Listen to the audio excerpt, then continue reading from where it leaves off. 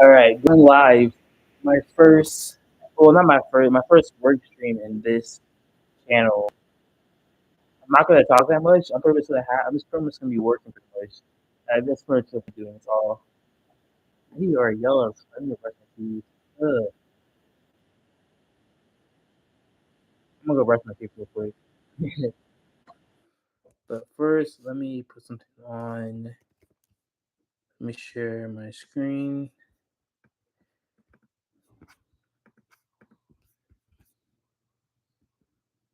Where should I share my screen?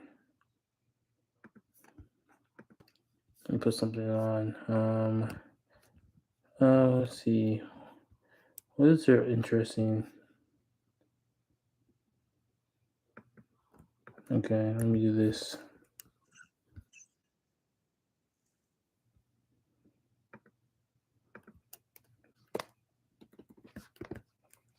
Oh no, this one. Yeah, delete all the tabs I have on. I don't need these. If you're wondering how I score top essay marks like these in university, Oh, what one does of my podcast secret do? This is When today's because I'm invested in Palantir, so I'm wondering what do they actually do.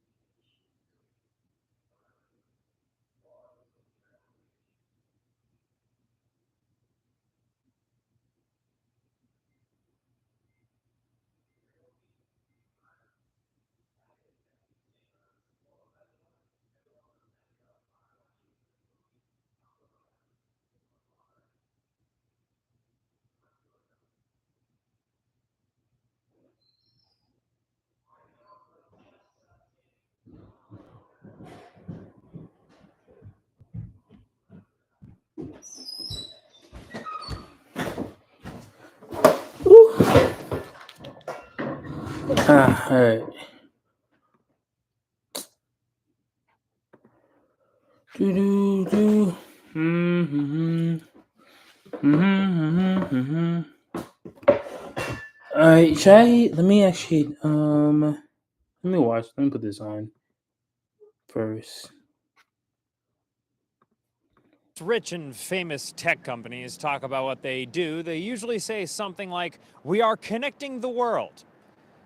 And by that they mean we are creating a sexualized Farmville that is as addictive as opioids. So when I learned that last year's best performing stock by growth was a Silicon Valley unicorn by the name of Palantir, I was pretty sure I knew what they were up to. Probably they made a streaming service called Boo Boo, a housing rental app called Housely, or earbuds called Doinkers or whatever. But just to be sure, I looked them up.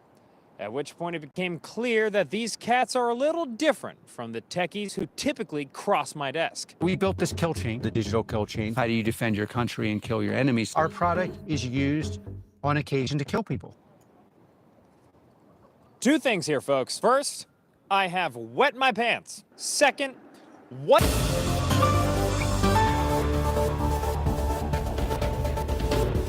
As always, I began my investigation on Bing.com, which I used to type in Google.com, which I used to search for Palantir.com. A quick spin through their site will tell you that Palantir is all about AI-powered automation for every decision and delivering mission-critical outcomes for the West's most powerful institutions. Sentences that boldly ask the question, what if Genghis Khan and Ronald Reagan had a baby who wrote mind-numbingly boring marketing copy? However, I But this did come seems like across it's one just thing in gonna be my joking research around. that even I'm I not sure can what wrap my I'm doing. Or let me see.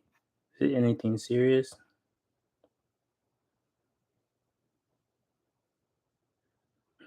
Uh, I'm invested into this too, but well, I think they do AI stuff for the military. But to be honest, I'm not even sure what they do.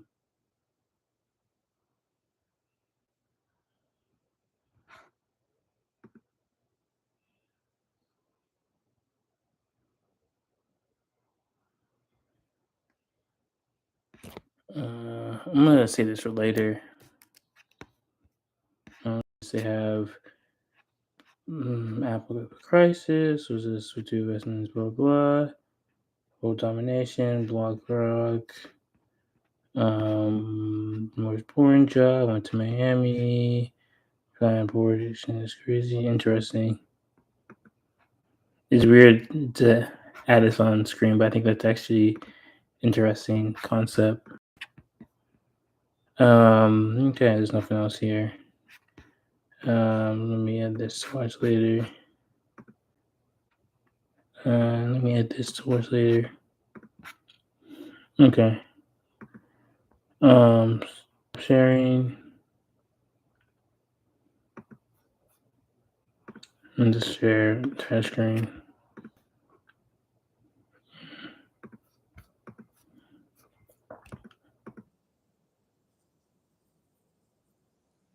Right now, I'm just adding some data to automate any automation that I was building out. It's just a simple outbound automation.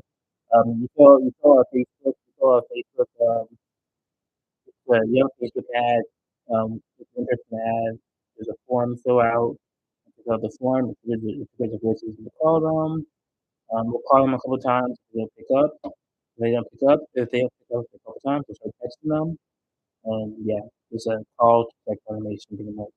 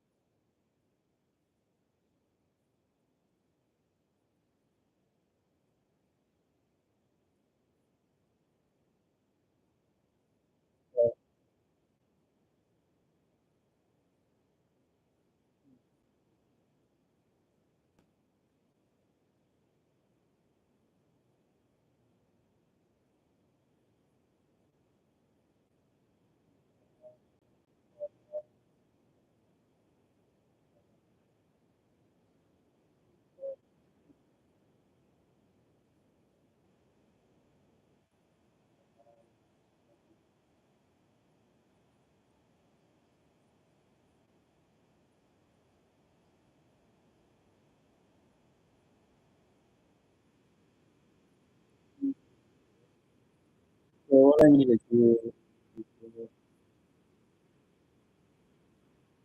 Who is this one I have to do?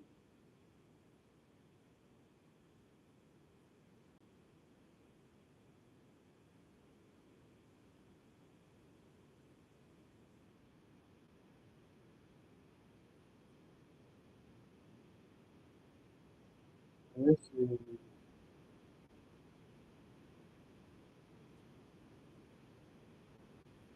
Okay, so I need one. If it.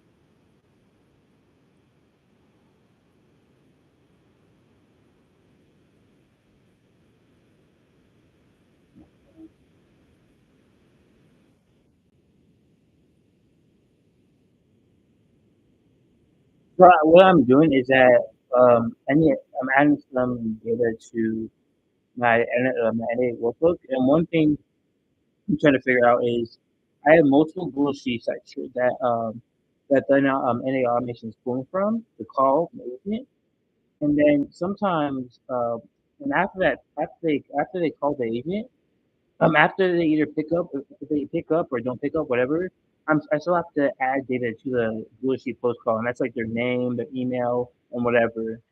But the thing is that I pull that data from my Google Sheets when they fill out the form. I don't have access to that data after that. So I'm trying to figure out that what I'm trying to do is how can I pull data like the email, property name, their first and last name, without having to add a bunch of Google Sheets to run queries on. One thing I want to see, and I didn't explain that well, but but hopefully you get some of what the concept I'm getting, or even though there's nobody here, but hey, hopefully you get some of the concept of what I'm doing. Let's see. Oh, let me do this here. Oh,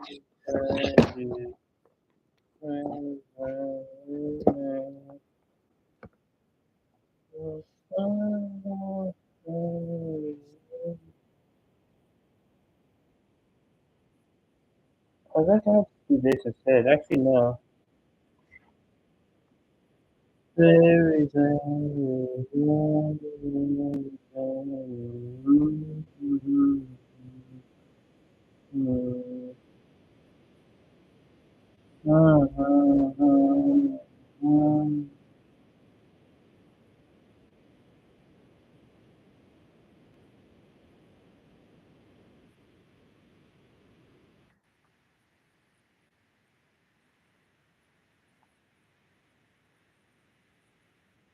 This is part three. No, it's so annoying. No,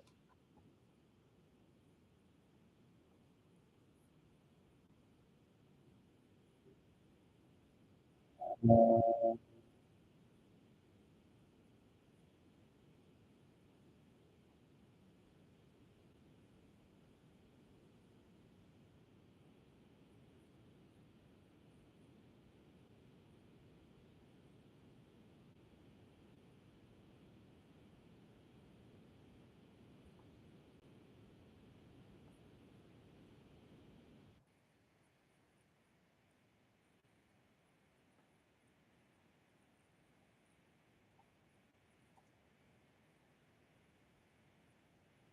The one okay.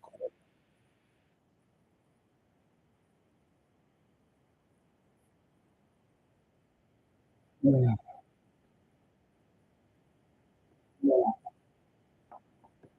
Mm, I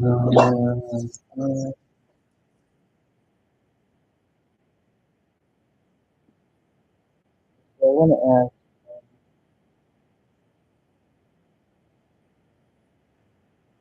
you,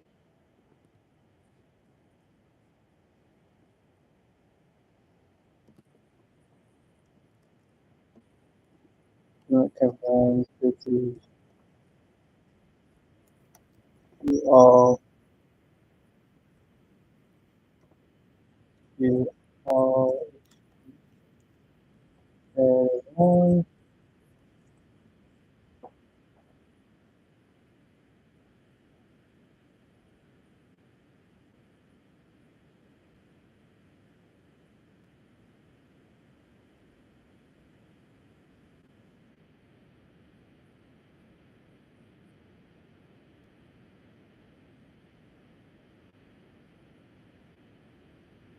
Let's see.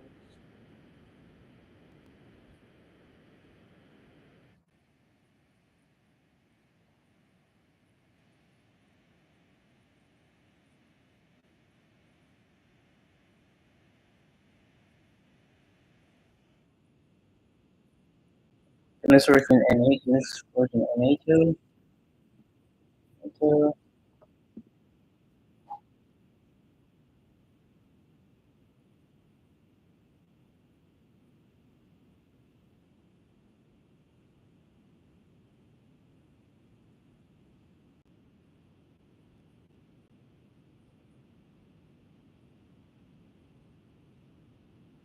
Okay. Right off me. Okay.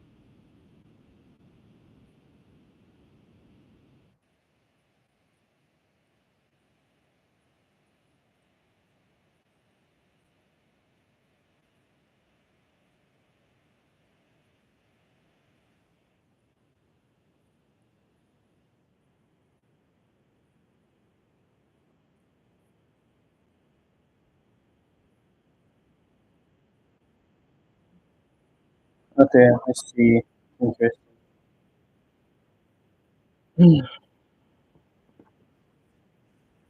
Okay. Interesting.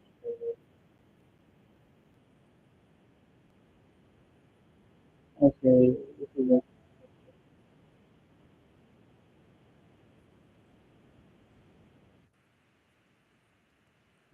interesting. You mentioned study. Is that the sheet that one main or all the a sheet in that main sheet? Mm-hmm.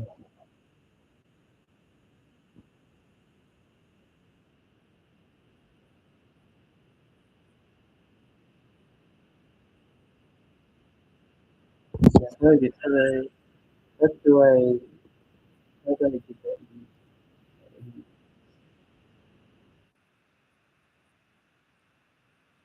Okay.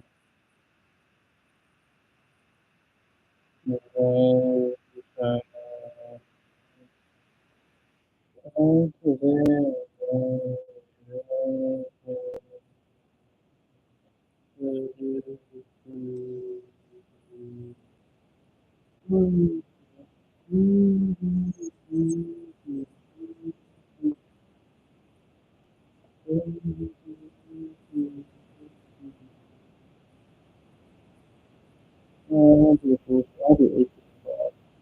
There's no API call. I don't feel like straight API call.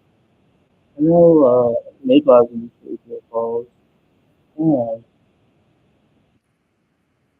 actually, and I do. Oh, I should be able to do API calls with people. Anyways, let me try.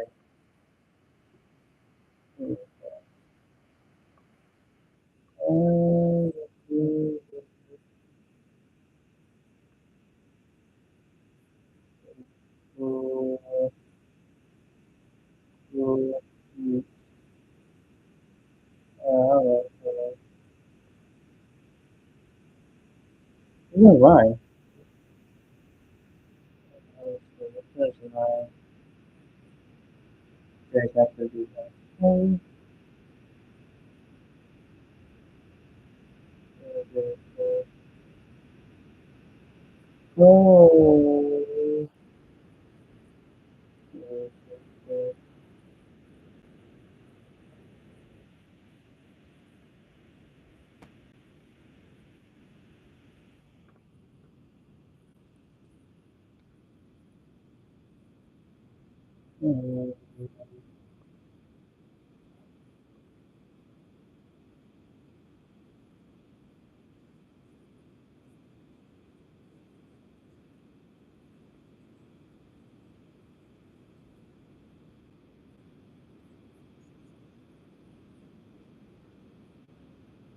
Is there any other thing? Okay.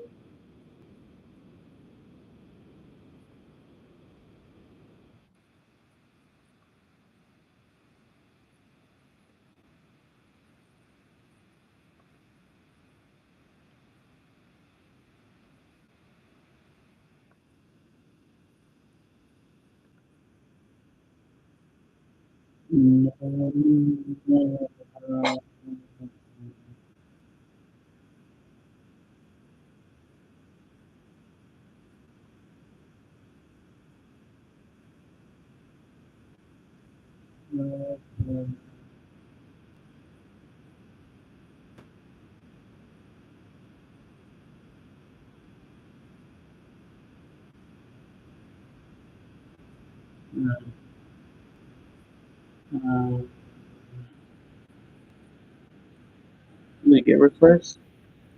Uh, request of two and request. Let's try this.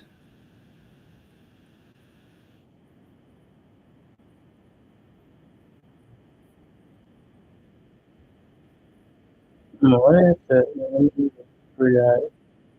I want to move this.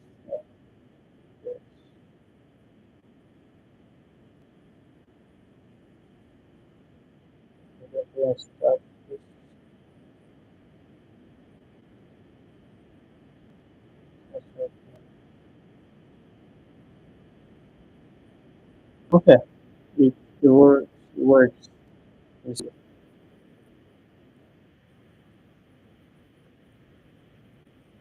Okay, it works.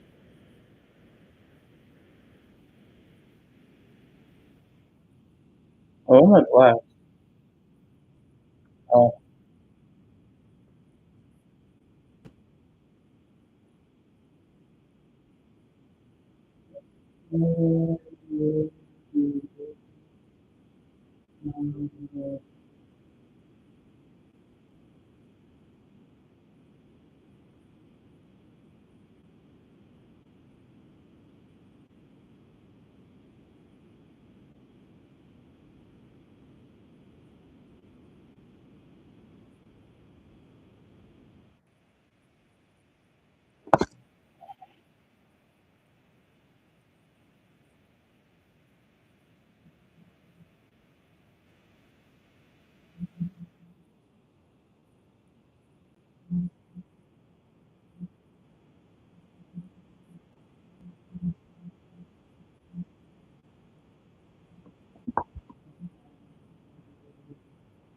Now I got the sheets. It's next step.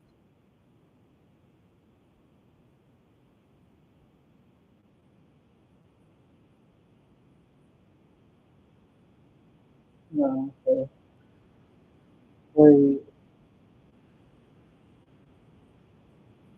where is it?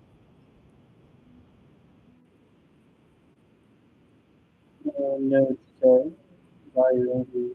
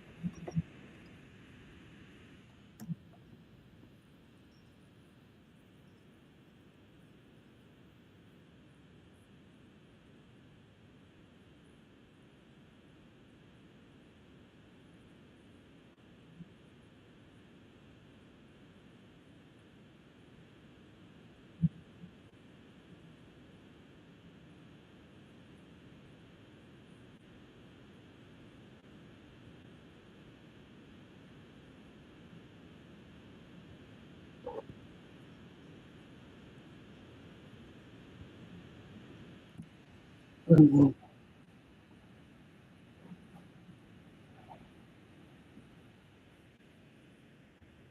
I thought it was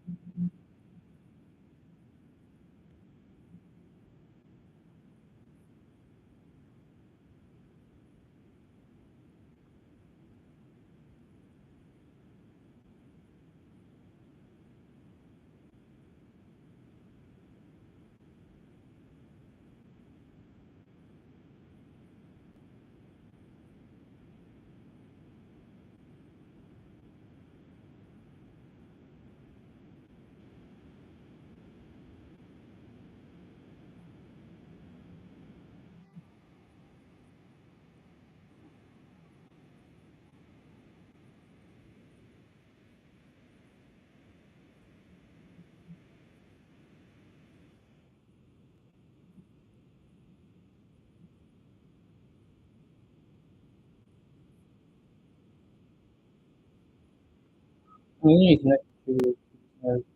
That's not just sitting by itself, bro. Why is it gotta be so hard, bro? Just run the code here.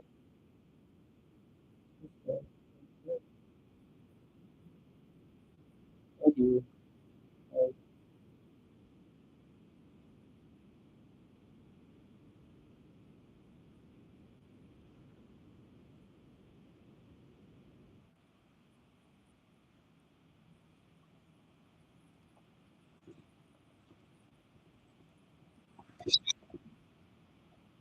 no.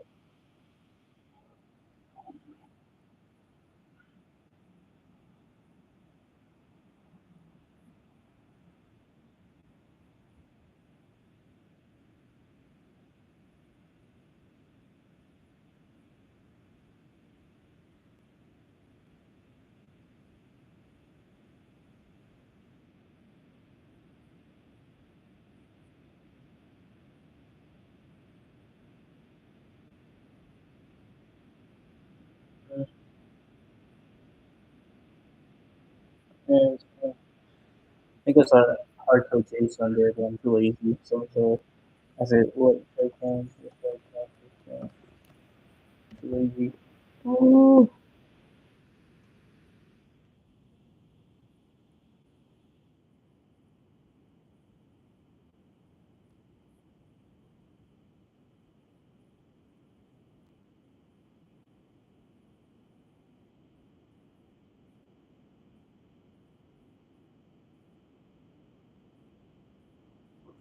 So input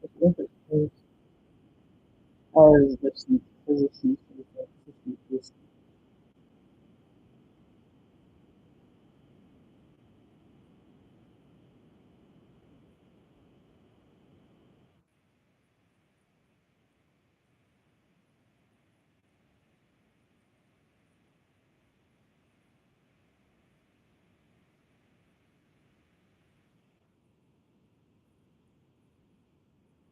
so okay. So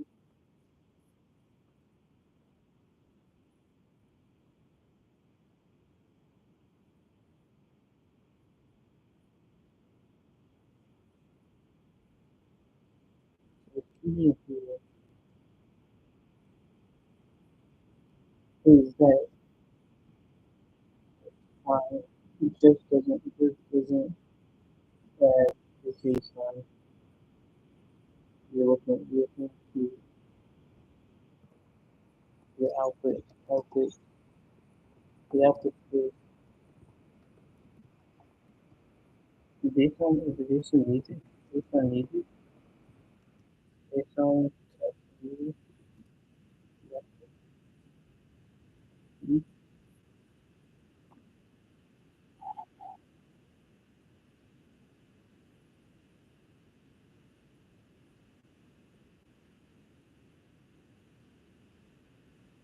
Okay, I already know. I think it's just confused. I have no based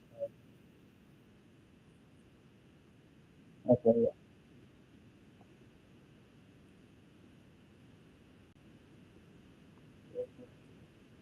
I already know this. So what's the next thing?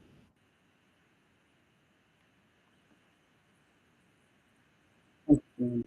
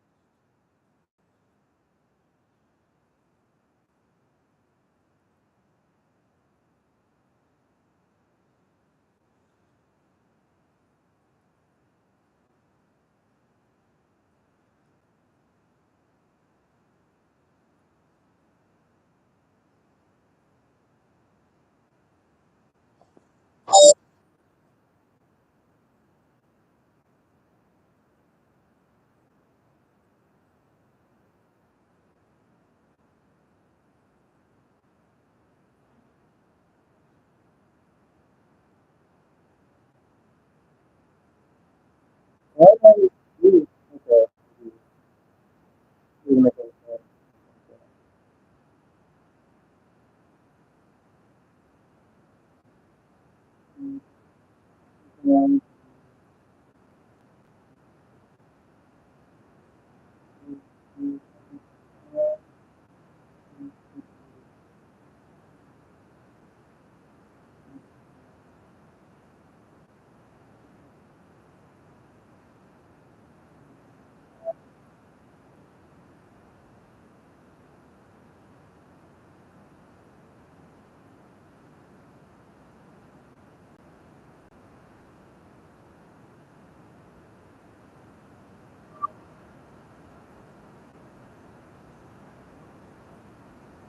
Okay.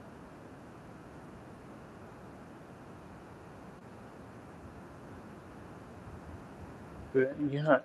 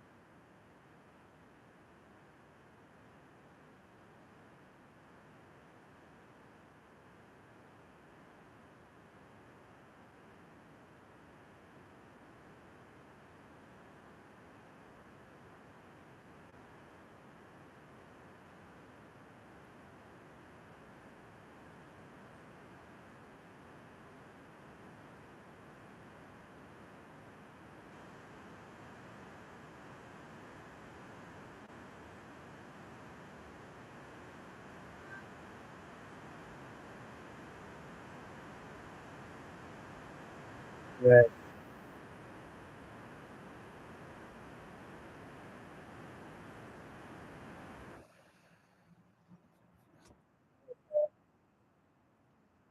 Yeah, all the values I want to put. How the one place on is great.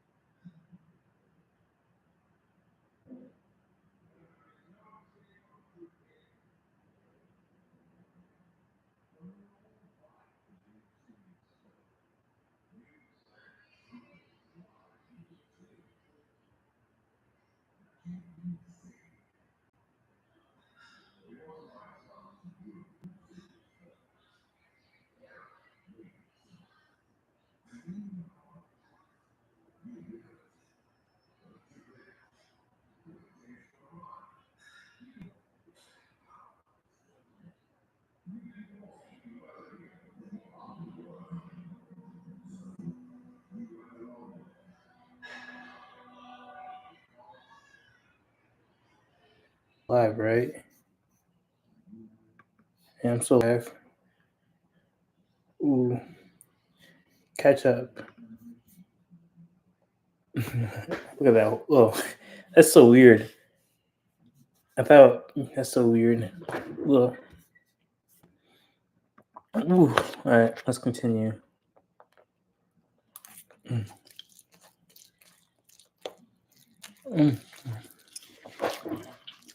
Let me just eat this good ass food.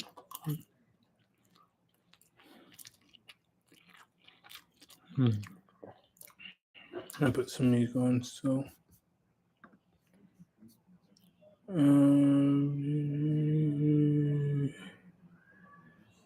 I put some streaming stuff on. You might even listen to streams. I don't even listen to streams that much, but I do know these guys a bit, so I'm listening to be honest. These podcasts, the interesting podcasts are the ones more with I guess more like political or business based guys or tech based guys. These ones aren't usually that interesting, but sometimes I sit down and watch these.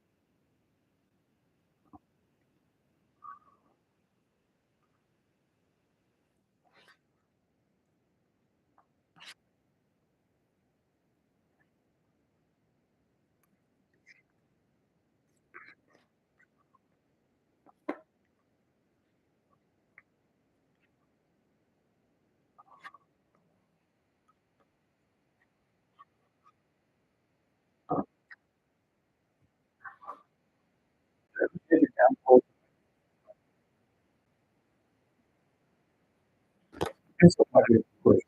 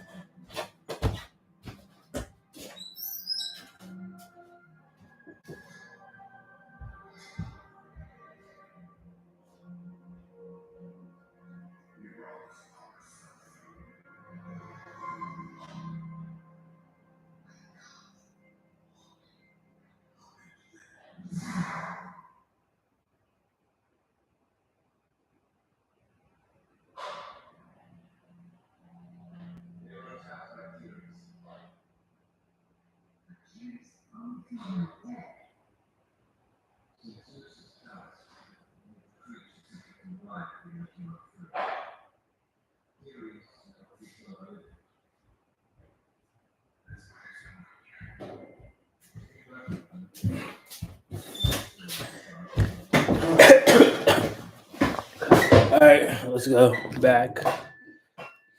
Why is it so behind, bro? It's so weird. All right.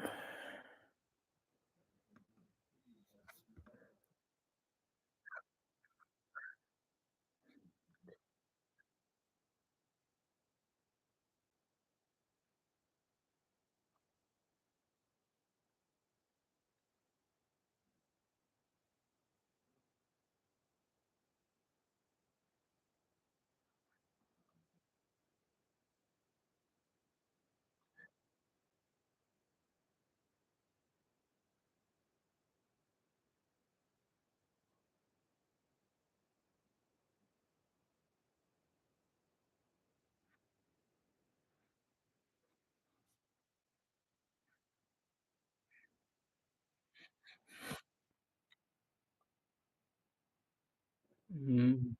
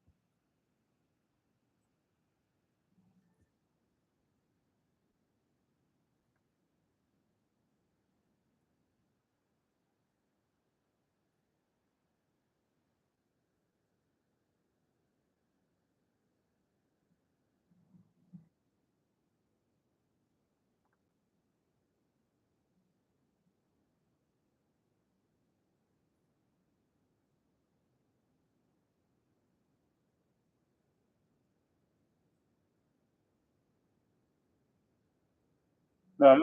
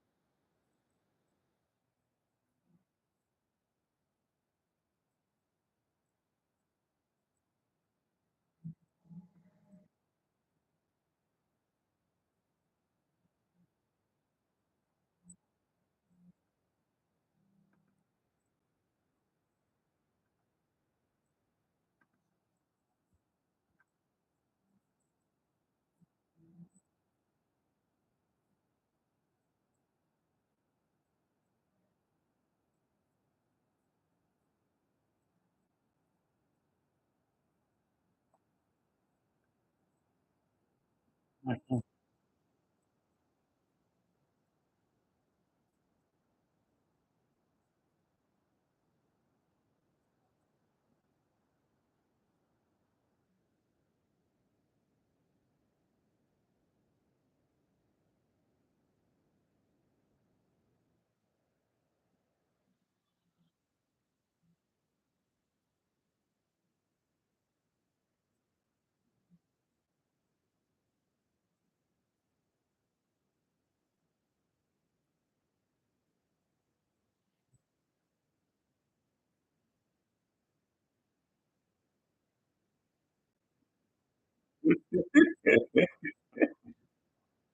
Sorry, I was really something that was funny as fuck.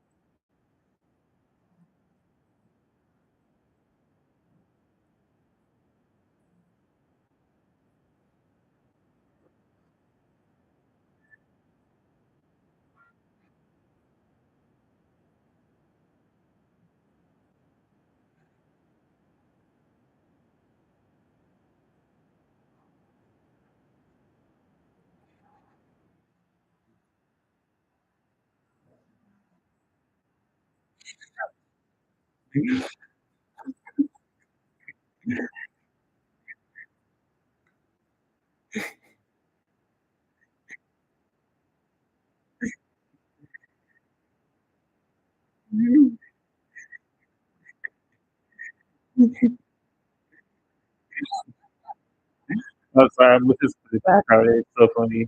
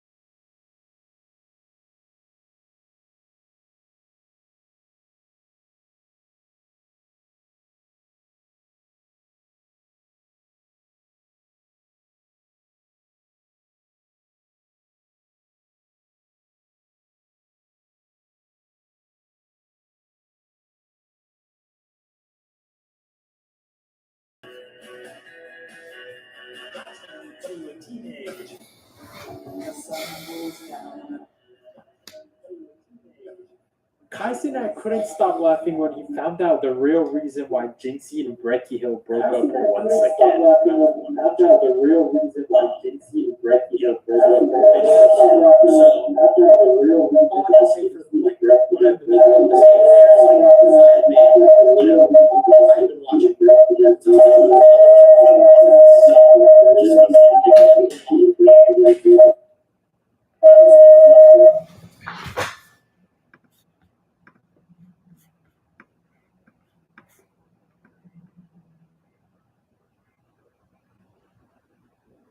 Yeah, yes. Shouldn't be.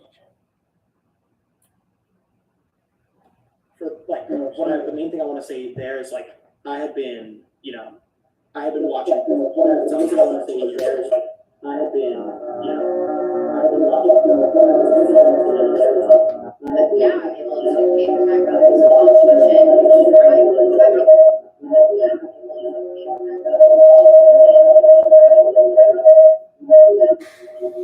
Look at me.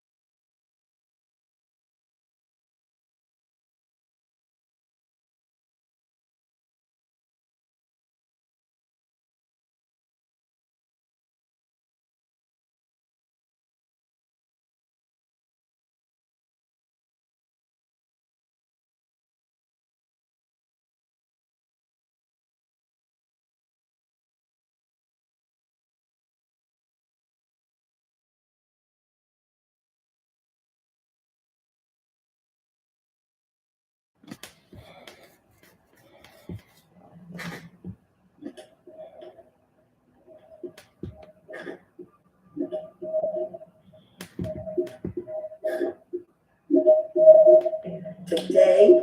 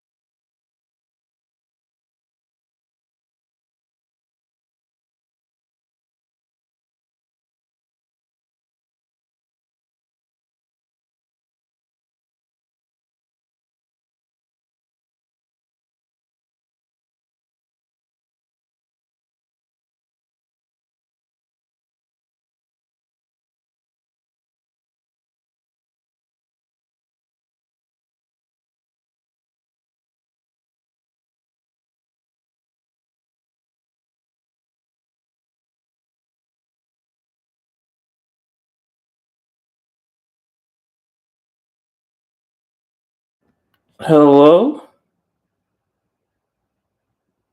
hello, Okay. Just taking a little hello, break watching something. just taking a look. Now it's time to get back to work. gonna put some music for right now. I think I'm sharing my screen. Let's see. I wonder how long I can last. I'm a bit tired. I'm not that tired.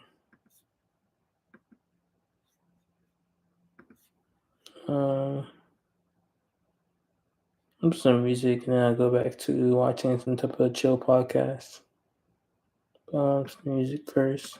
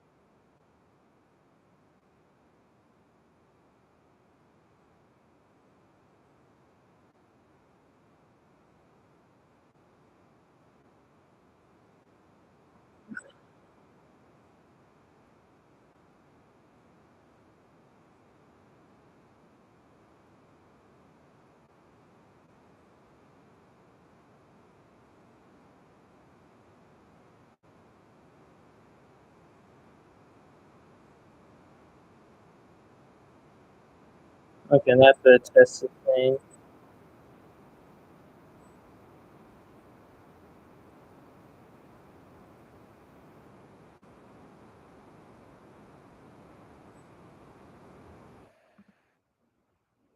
So I think what I want to do is I want to pick up the phone for this one.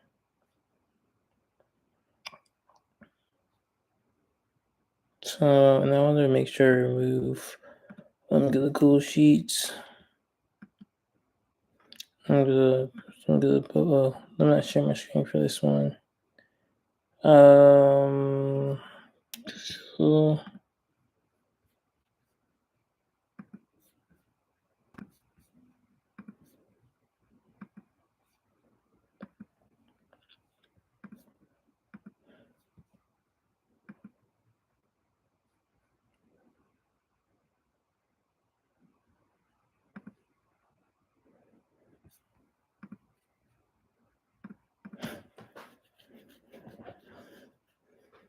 Okay.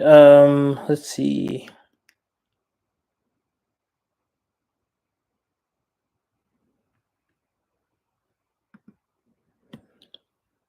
Mm-hmm.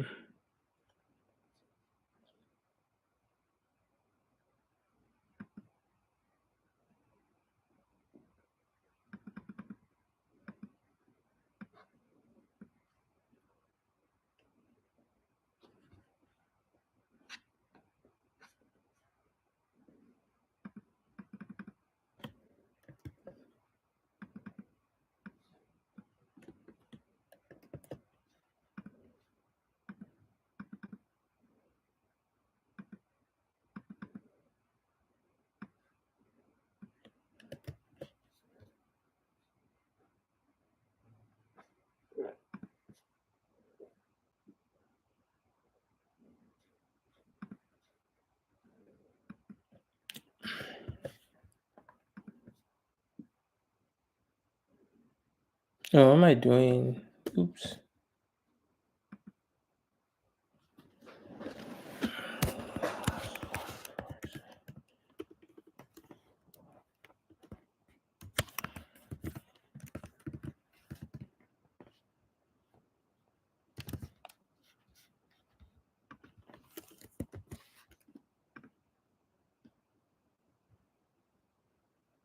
This 14702668404.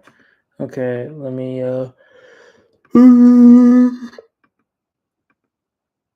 okay, so I got that.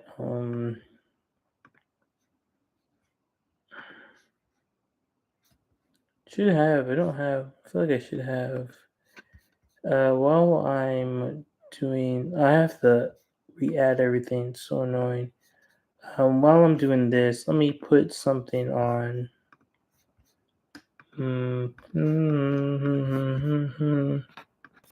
What should I put on?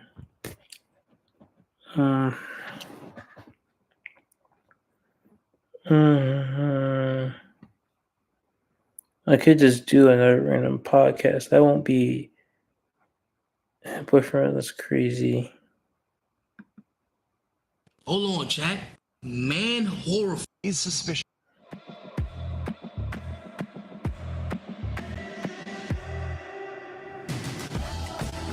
Were further confirmed when they focused on digging up information about Mariah. That's so interesting. She got a shell catcher though, chat. I'm saying, but not a good picture. Lacey, let's address the elephant in the room. Biden is just so bad. He's No, you don't watch and listen to that, to be honest. Let's go something that's actually educational. Ladies and gentlemen, it's Sketch!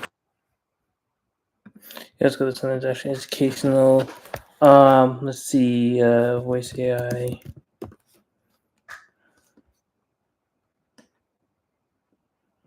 Voice AI changes. So recent credits. Scan, do not use this for stranger. Yo, Kai. Yes, bro? I need some advice, bro. What's up, brother? Tell me your issue.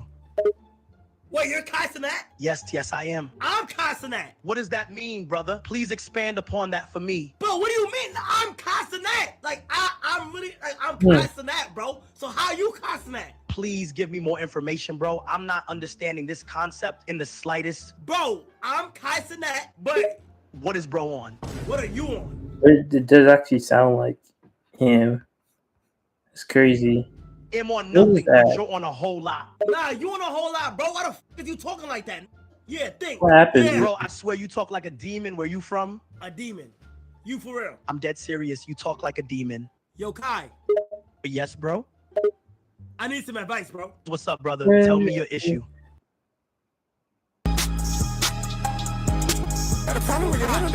Yes, bro? What app is this? What app is this?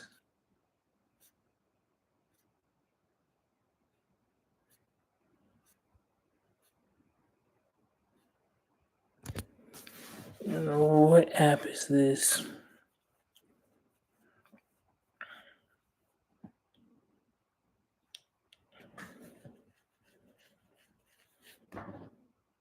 AI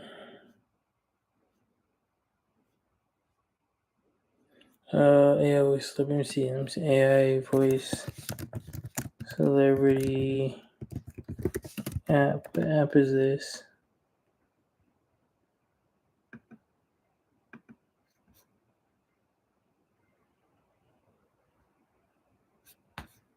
What app is this? Bro, why is there nobody there saying what the app is? So freaking annoying. Not one person's like, what app is this? So it's actually freaking annoying.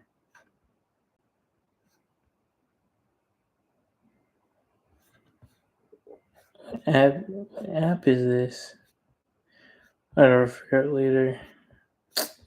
That's super annoying. Let me actually screenshot. Yo, Kai. Let me see a screenshot and ask ChatGPT.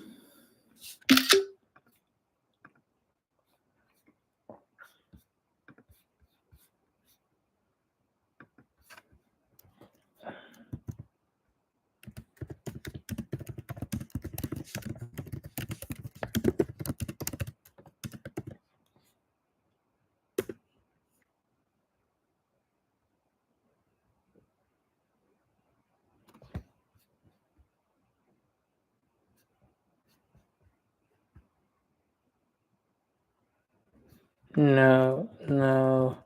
Do you know what voice app he is using in the short?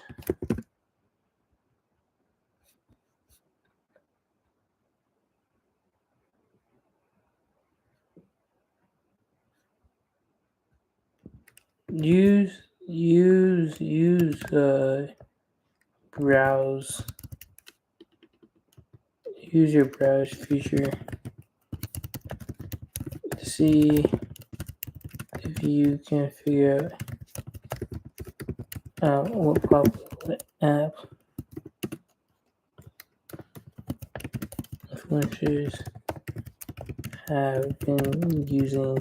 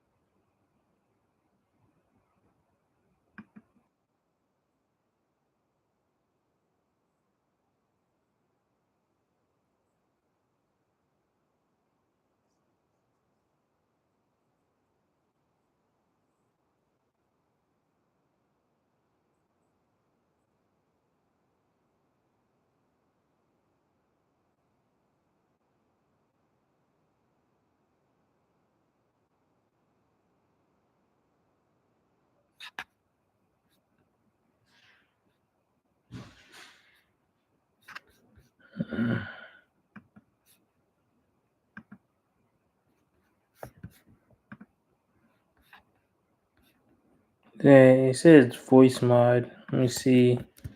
So annoying that I can't find the freaking app name. It's not that hard.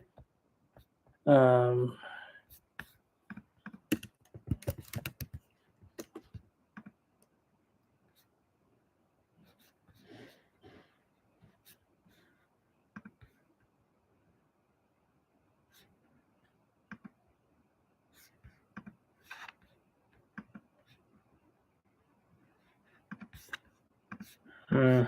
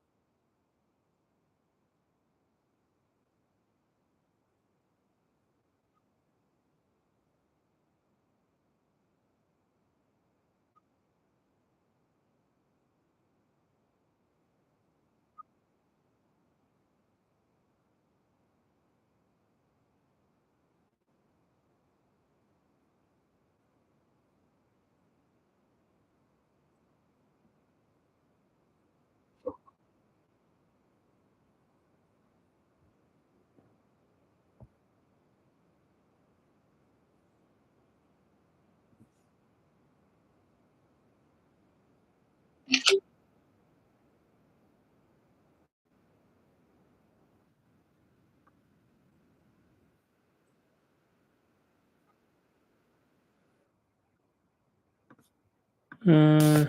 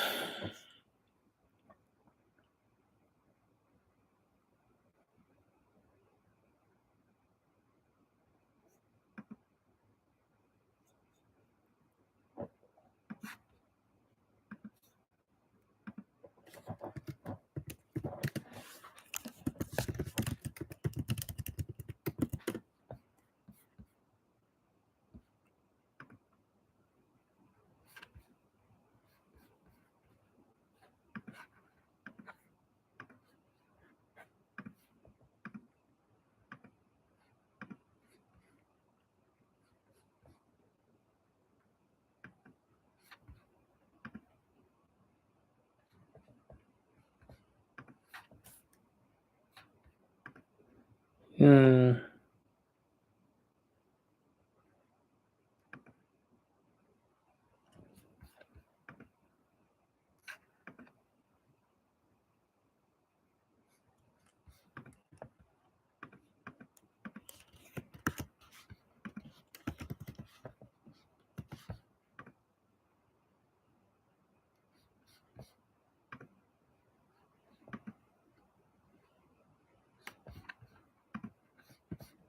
Create no voice. Let me search into.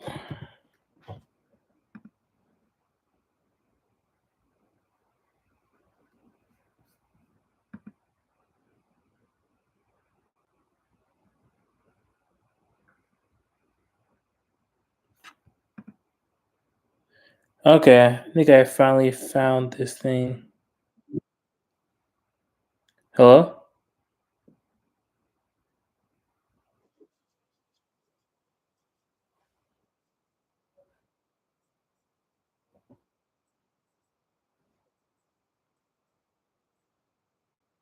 Hey, what the? What the, what the fuck? So I was just listening to. I was testing out this thing I saw on the short. This AI voice thing I saw on the short. It was just saying some wild shit. Like, Duke's expression changes into one of irritation. Are you still mad? I don't like this attitude, you know. He leans in closer to you. His muscular build towers over you, and his strong cologne is filling up the space. I don't know what the fuck that is, bro. It's some random. I don't know what the fuck that is. Let me see. No, I'll just scrap it too. Let me see. Let me see like an Elon Musk or something normal. Um,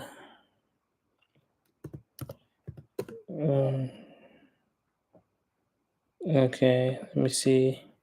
I think this is what they're trying out. Hey, what's up?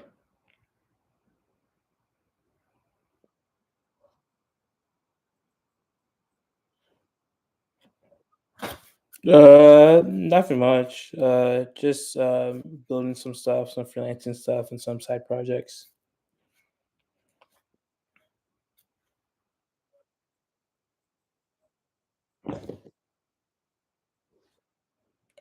Okay.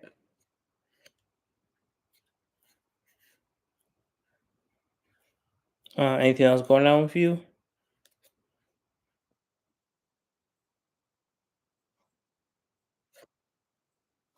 Interesting. Let me see.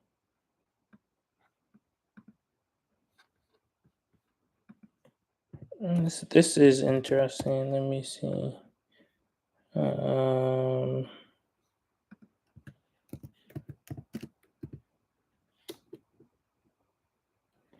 mm,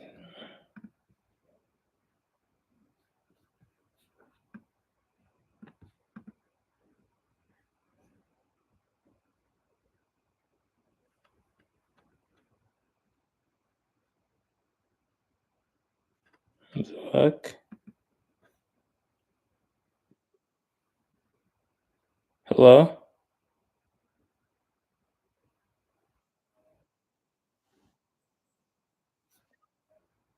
Yeah, this is my pocket. Let's get an actual normal one. And, no, no.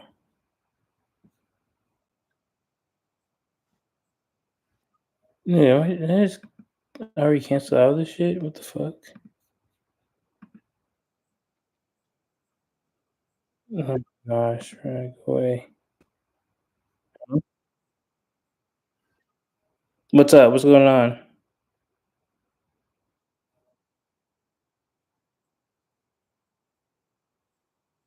Huh? The potential of this is very interesting. Especially as voice gets better, and the AI is better at imitating humans in a sense. This character AI stuff has crazy amount of potential. Was I even share my screen? That's crazy. I thought I was sharing my screen. Well,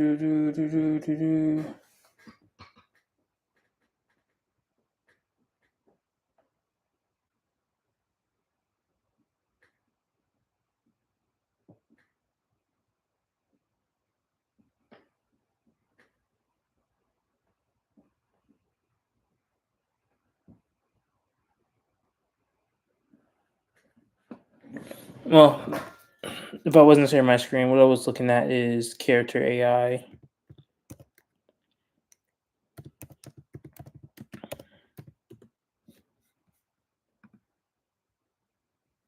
So I would test this out. It's a pretty nice voice AI voice AI character based platform. It's interesting. Has a lot of potential. It's not there yet, but has a lot of potential. And let me go back to my work. Stop pressing. Let me share my entire.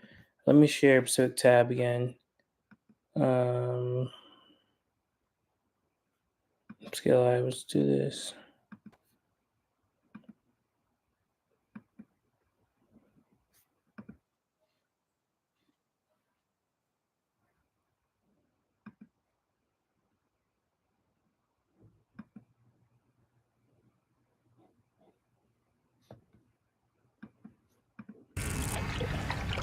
Eventually. Whoa.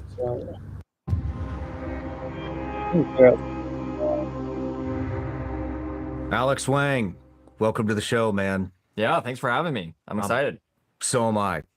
Like I was telling you at breakfast, I don't know a whole lot about tech, but ever since Joe came on, I've been trying to wrap my head around it all, and it's just fascinating subject.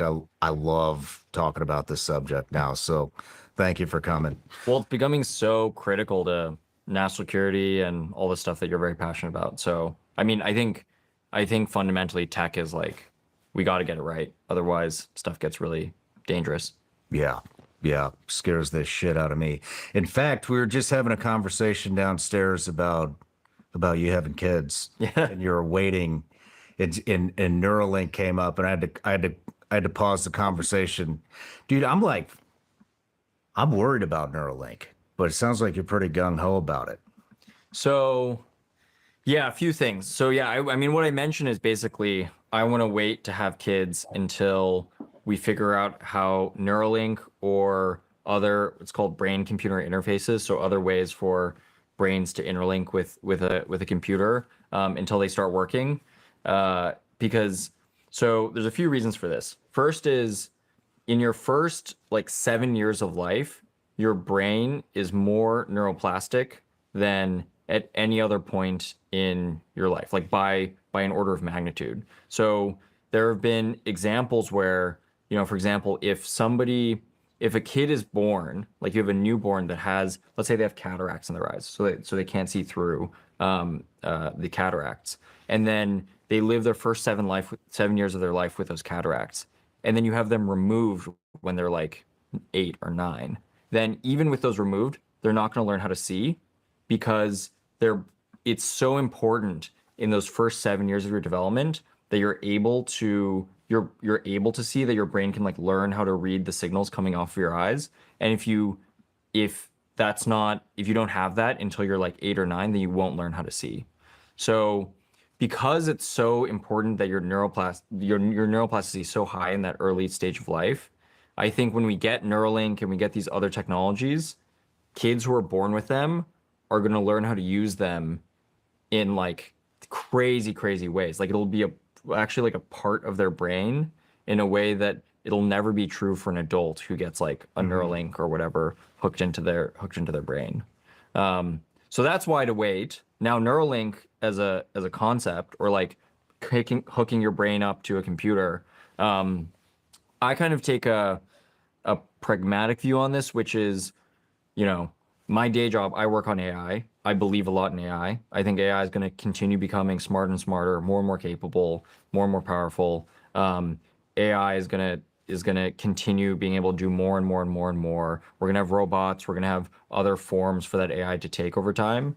And humans, we're only evolving at a certain rate. Like humans are, humans will get smarter over time. It's just on the time scale of like millions of years, because natural selection and evolution is really slow. I don't know. Are we getting smarter? I don't know about recently, but A little setback. yeah, a little blip. So if you play this forward, right, like you're going to have AIs that are going to continue getting smarter, continue improving. Like they're going to keep improving really quickly, and you know, biology is going to improve only so fast. And so what we need at some point is the ability to tap into AI ourselves. Like we're going to need to bring biological life alongside all of the silicon-based or artificial intelligence, and we're going to want to be able to tap into that for our own sake, for humanity's sake.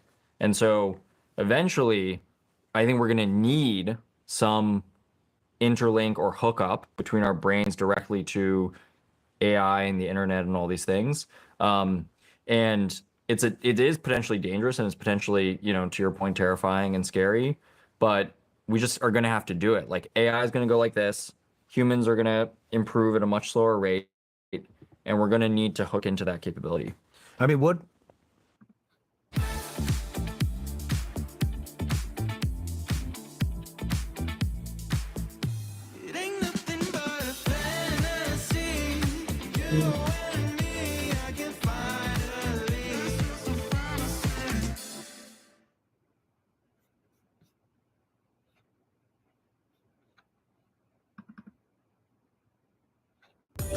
Wouldn't it be cool if building a website felt like working in your favorite design tool? With Framer, it is. First is the freeform canvas. You can place anything you want anywhere on the page.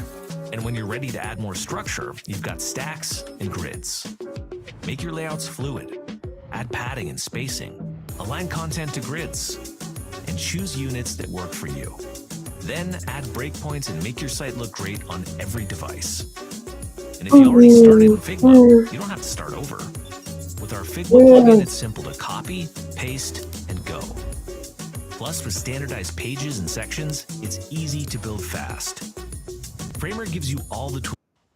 You know that I've already expressed fear in this, and so I'm curious. Without sharing my own fears, I'm just curious. Like, what in your mind, what could go wrong? I mean, there's like, the obvious thing is that some corporation hacks your brain. Well, it's a corporation hacks your brain, which even that's pretty bad, but that'll be like what? They'll like send ads directly to your brain, or they'll like make it so that you want to buy their products or whatnot. But then even worse, obviously, a, you know, foreign actor, a terrorist, an adversary, a state actor, you know, hacks into your brain and takes your memories, or takes, you know, like manipulates you, or all these things. I mean, that's obviously pretty bad. Yeah. And I think it's definitely a huge risk. I mean, for sure, if you have a direct link into someone's brain, and you have the ability to like read their memories, control their thoughts, read their thoughts, like, you know, that's pretty bad. I've talked to a lot of scientists in this space, and a lot of people working on this stuff, including the folks at Neuralink. And, you know, mind reading and mind control are like, that is where the technology will go over time, right? And so it is like, it's something that we have to, you know, like any advanced technology, we have to not fuck that up. But it's going to be pretty critical if we want humans to remain relevant as AI keeps getting better. I mean, I interviewed Andrew Huberman. Do you know who that is? Yeah. And talked to Dr. Ben Carson about it too, as a kind of a follow-on discussion. But what Huberman was telling me is that, because this whole thing is, it sounds like it's. I don't know a whole lot about Neuralink, but from what I've gathered, it's going to help the blind see. And it sounds like it helps with some connectivity in your joints and bones and stuff for people that are paralyzed. But something that Huberman brought up is that I was like, well, if it is going to help the blind see, then could they project a total false reality into your head? Meaning you're seeing who knows what, shit in the skies, everywhere. Sounds like they could recreate an entire false reality. He said, yes, they will have that ability, but not only will they have that ability, they can manipulate every one of your senses: touch, smell, taste, insert emotions into your brain, fear, whatever it is. And I was like, holy shit, like they could manipulate your entire reality into a false reality. I mean, you think that's, and then I asked Dr. Ben Carson about it, and he said, you know, who's a world-renowned neurosurgeon, he said, yeah, absolutely. He goes, or, you know, they could use it for good, but he goes, which he kind of put it on me. He's like, well, what do you think would happen? And like, would it be used for good eventually, or would it be used for evil? And I mean, what are your thoughts on that? You think that's a real possibility? I mean, yeah. So first of all, like, we don't understand the brain too much today, but eventually we will. Like, science is going to solve this problem, right? And everything you just mentioned is ultimately going to be on the table. You know, manipulating your emotions, manipulating your senses. The senses thing is already happening. Where I think in monkeys, they've shown that like they can. You know, they don't know what it's like from the monkey's perspective, but they're able to project like on a grid of a monkey and get them to like click on the right button really reliably. Wow. So they somehow they hook into basically the neural circuits that are doing the visual like image processing in the brain, and they're able to project like things into their vision such that the monkey will like always click the button that you want it to click.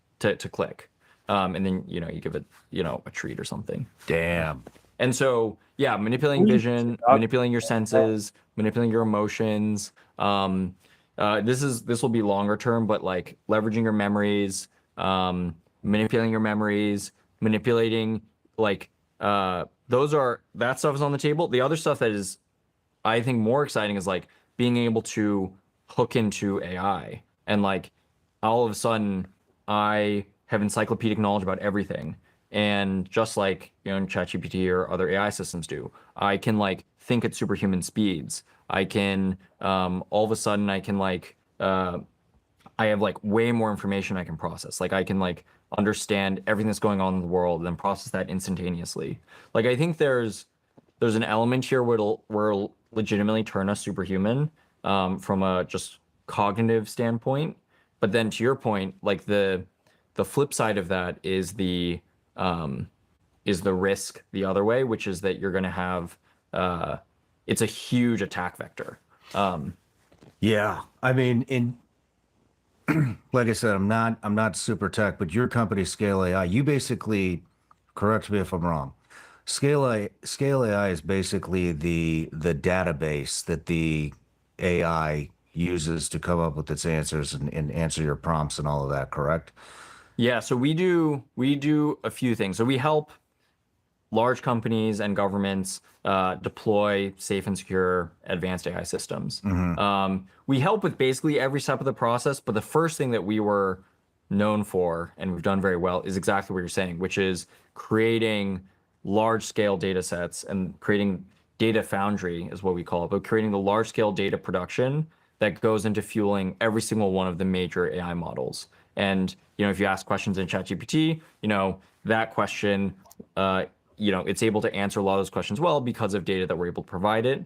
And as AI gets more and more advanced, you know, we're continually fueling more advanced scientific, advanced information and data into those models. And then we also work with, you know, the largest, you know, enterprises and governments like the DoD and other agencies in the US to deploy and build full AI systems, leveraging their own data. And our strategy as a company has been, you know, how do we focus on a small number of customers where we can have like a really big impact. So we work with the number one bank, we work with the number one pharma company, the number one healthcare system, the number one telco, the number one country, America. And we work with all of them to like, how can you, no kidding, take how you are operating today and take sort of the workflows that you're doing today or the operations that you have today and use AI to fundamentally transform them. So if you're like the largest healthcare system in the world, you have to provide care to all of these patients, millions of patients, how do you do so in the most effective manner? How do you do it logistically better? How do you improve your diagnoses? How do you improve the overall health outcomes of all of your patients? Like, that's a problem that we help solve with them. Or for the DoD, there's so much that we can do to operate more efficiently and ultimately in a more automated way. I mean, you'll know this, I think, better than anyone. And so how do you start implementing those systems with AI? Mm-hmm. We'll dive way more in the weeds of that later in the interview. Yeah. Kind of where I was going with this was, if originally it was feeding the AI, you're given the data center, you're given the data to the AI to come up with the answers and answer the prompts. And so where I was going is, if you have Neuralink in your head and it's accessing your data centers, how easy would it be to just feed bullshit into the data center that then feeds everybody that has a Neuralink in their head? So it could be, it could be anything. I mean, here's an example. I'm a Christian. A lot of people think that AI is going to manipulate the Bible and change a lot of things. And so how easy would it be to just feed that into the AI data center? And then that's the new, whatever you feed it, that becomes the new truth, because that's what everybody's accessing, is that specific data. Yeah, I think... Look, hundreds of thousands of managers and business owners have been talking about the term fake productivity. What is fake productivity? Well, when you put a ton of work to set up a process or a system to track progress, but the business doesn't actually make any more money. Often what you get instead is reports and approvals and bureaucracy, the stuff that actually slows companies down. Right? I'm talking about when you spend a half hour every day shifting deadlines around and updating statuses, the things that make you feel productive, but deep down you shouldn't actually need to do. And this is how most project management tools work. They are fancy spreadsheets. Instead of helping you end up needing to help it. And that's why Motion was built, to bring the smart decision-making power of AI to traditionally stale work management tools, moving projects along automatically. It puts tasks directly onto team members' agendas. So it's not just a place to track information, but it's a coordinator who helps tell people exactly what to do to meet their deadlines. Look, people don't want to go to a system to update tasks. They want to do actual work. Motion was built with that in mind. It wasn't designed to produce reports, but rather results, and their world-class customer onboarding means that your team will...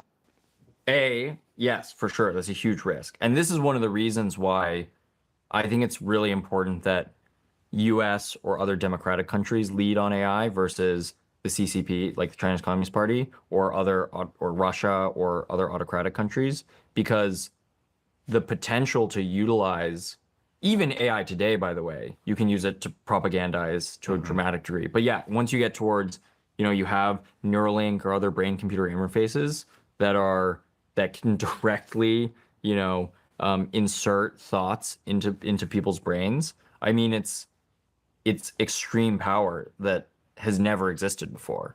And so who governs that power? Who governs that technology? Who makes sure that, it's used for the right purposes? Those are like some of the most important societal questions that we'll have to deal with. Man, where do you even start with that? Who do you trust to control your fucking mind?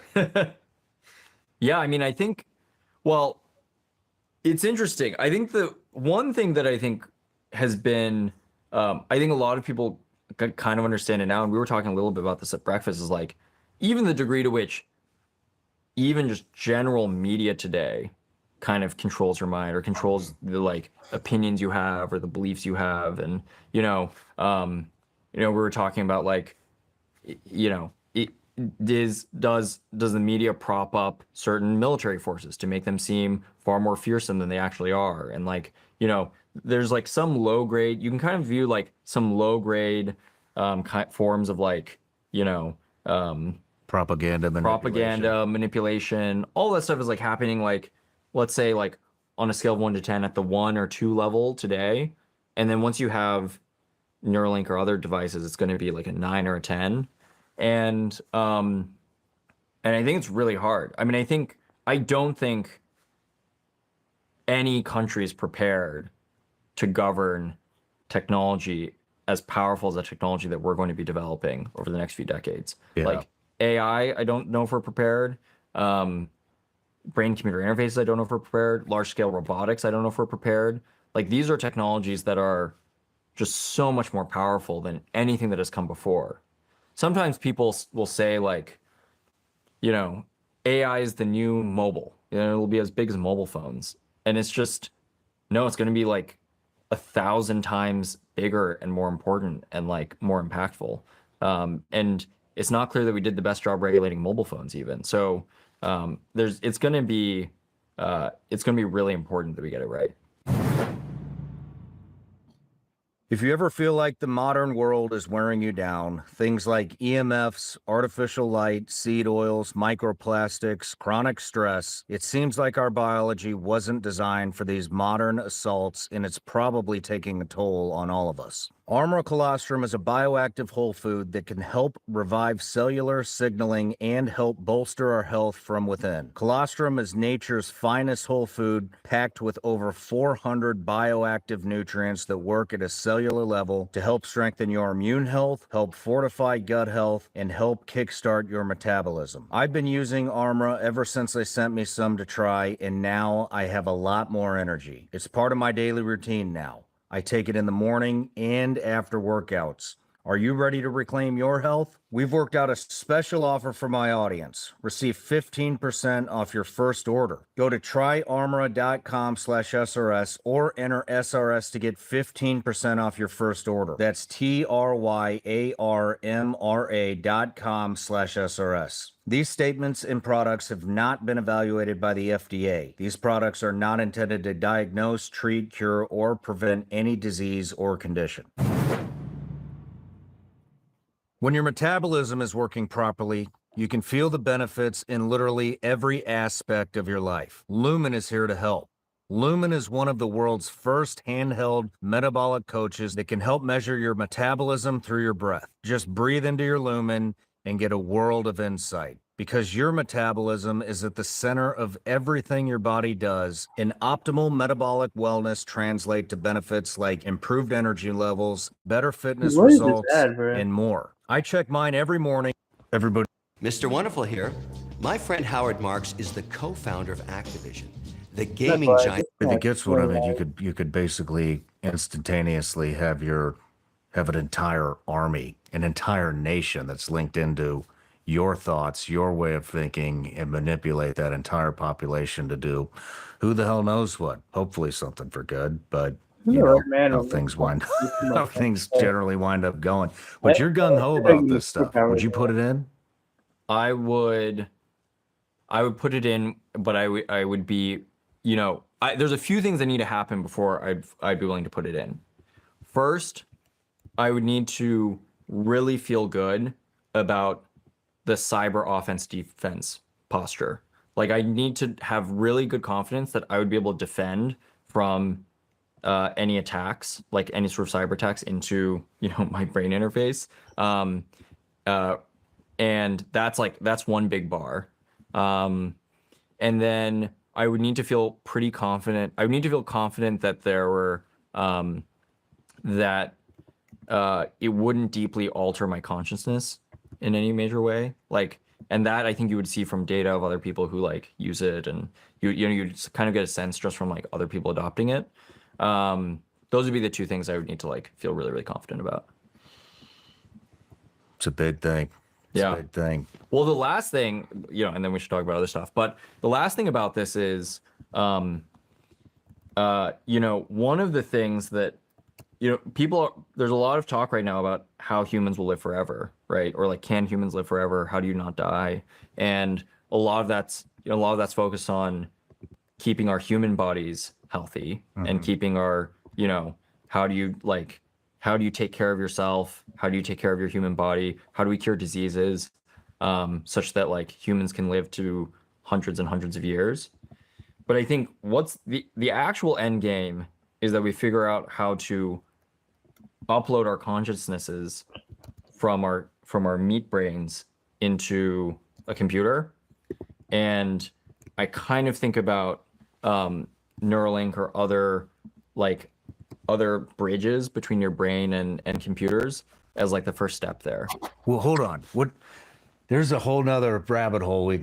So you're saying that we should be able to upload our consciousness, or you want to be able to upload our consciousness into whatever? I think, I mean, now we're on like deep end of sci-fi, but yeah, I mean, I think there will over time be so one, I think the technology will exist at some point.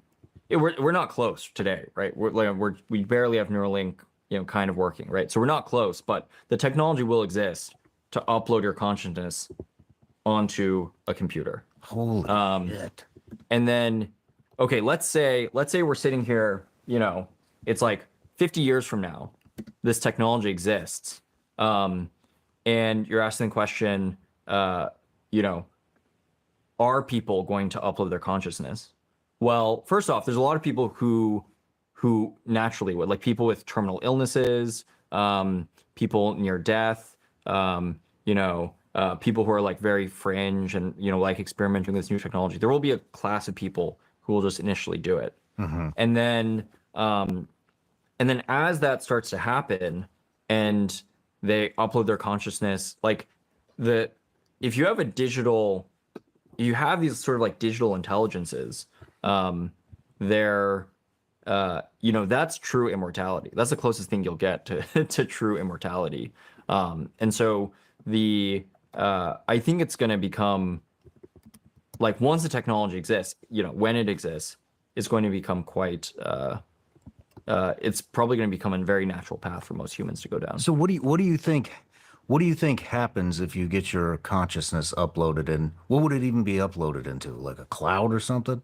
Yeah, it'd be uploaded to a cloud. What do you think? Do you think that you can experience life by uploading your consciousness to a cloud? Yeah. So this is few things. So first, I'm a big believer in robotics. I think we're basically at the start of a robotics revolution, and we're in the very early innings of it. But people are starting to make humanoid robots. They're going to get really, really good. People are starting to apply them to manufacturing and industrialization and other contexts. I think the costs are going to come down dramatically. And so eventually, yeah, if you would believe that if you uploaded and then you could download or downlink down to a humanoid robot, then you would kind of experience the real world like any other world. Or you could continue in some kind of like simulated universe you could almost like play a video game in the cloud kind of thing. And that could be like the other alternative. Wow. What do you think happens when you die? As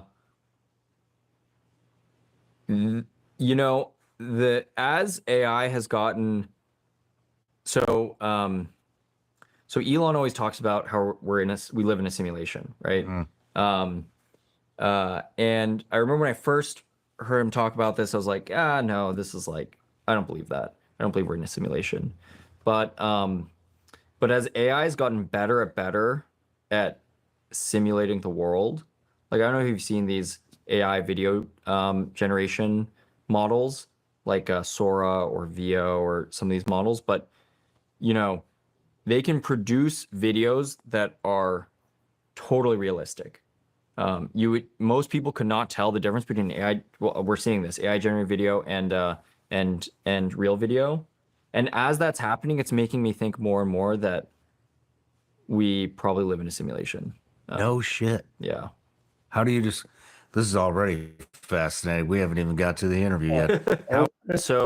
Have you ever heard content creators say, comment the word burgers below and I'll send you over something for free? And then when you comment the word burgers, you instantly receive a DM automatically within just a few seconds? The way they do this is with a tool called ManyChat. Now, the crazy thing about using this tool is that this generates way more comments on your videos, which in turn will get Instagram to push it to more people. That not only means more views, but it also means it can sell your product or services 24/7 without you doing any extra work. Once you sign up for ManyChat and link your Instagram account, creating an automation automation is really simple. Just go over here to automations and click up here in the top right corner where it says new automation. Then you can select the trigger right here. I'll go over here and select user comments on your post or reel, and then select the post that you want to make this automation for. Then you can add the word that you want people to comment right here. Now you just add the message that you want to send them when they comment that word over here. Oh, yeah, this is few things. So first, I'm a big believer in robotics. I think we're basically at the start of a robotics revolution, and we're in the very early innings of it, but people are starting to make humanoid robots. They're going to get really, really good. People are starting to apply them to manufacturing and industrialization and other contexts. I think the costs are going to come down dramatically. And so eventually, yeah, if you would believe that if you uploaded and then you could download or downlink down to a humanoid robot, then you would kind of experience the real world like any other world.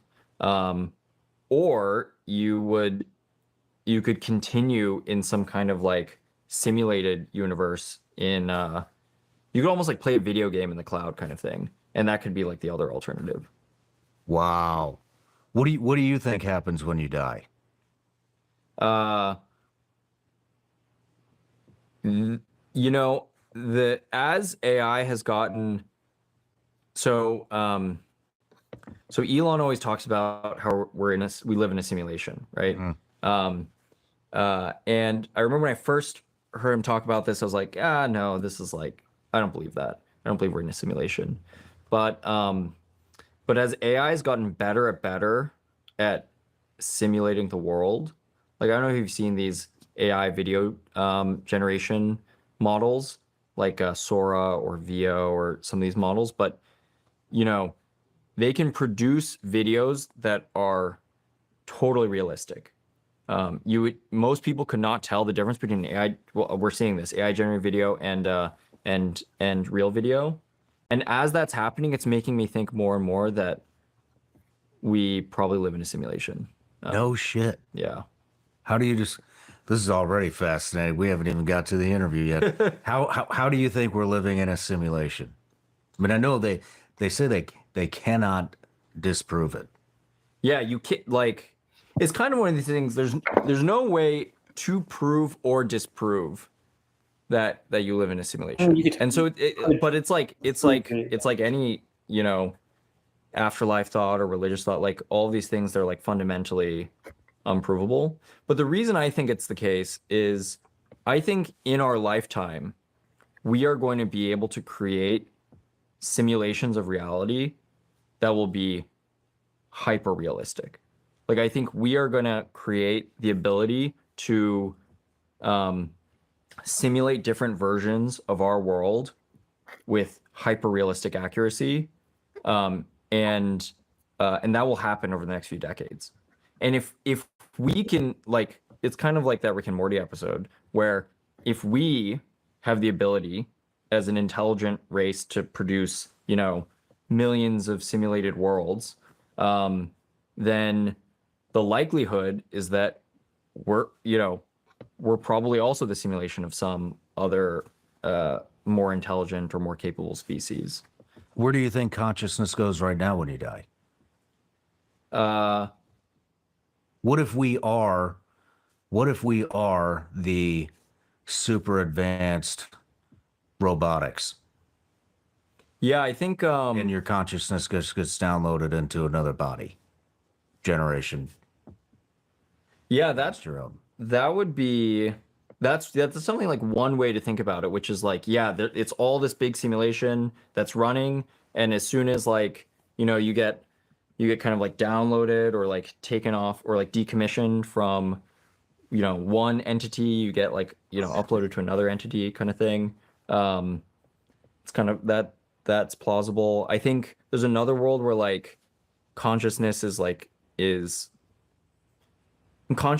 may not like be that big a deal, so to speak. Like it could be the case that, you know, definitely as the models have gotten better and better, as the AI models have gotten better and better, you look at them and, you know, you definitely wonder if at some point you're just going to have models that are properly conscious. And it may just be the fact that, like, you know, it's something that can be engineered. And if it's something that can be engineered, then all bets are off, I think. So, Damn. It's pretty wild to think about. Yeah. But let's move into the interview. You ready? Yeah. All right. Everybody starts off with an introduction here. So here we go.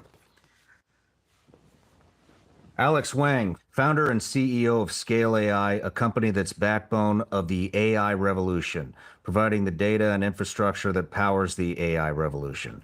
Child prodigy who grew up in Los Alamos, New Mexico, surrounded by scientists with parents who were physicists working on military projects. Coding wizard who by age 15 was already solving AI problems at Quora that stumped PhDs. Visionary entrepreneur who dropped out of MIT at 19, turning a Y Combinator startup into a national security powerhouse that's helping the U.S. stay ahead in the global AI race. Youngest self-made billionaire in the world by age 24, built a company valued at nearly $25 billion while staying laser focused on solving the biggest bottleneck in AI high-quality data. Unafraid to call the U.S.-China AI competition an AI war, warning that the Chinese startups like DeepSeek are closing the gap faster than most realize.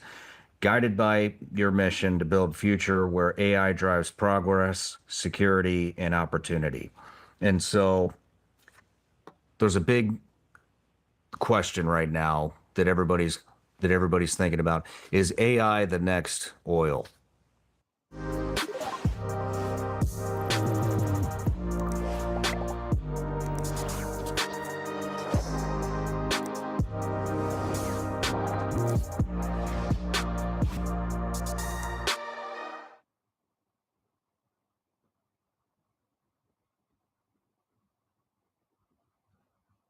With Google Workspace, apps like Docs, Drive, Gmail, and Meet are connected and in one place, so your whole team can make updates and stay up to date in real time. That's working together with Google Workspace.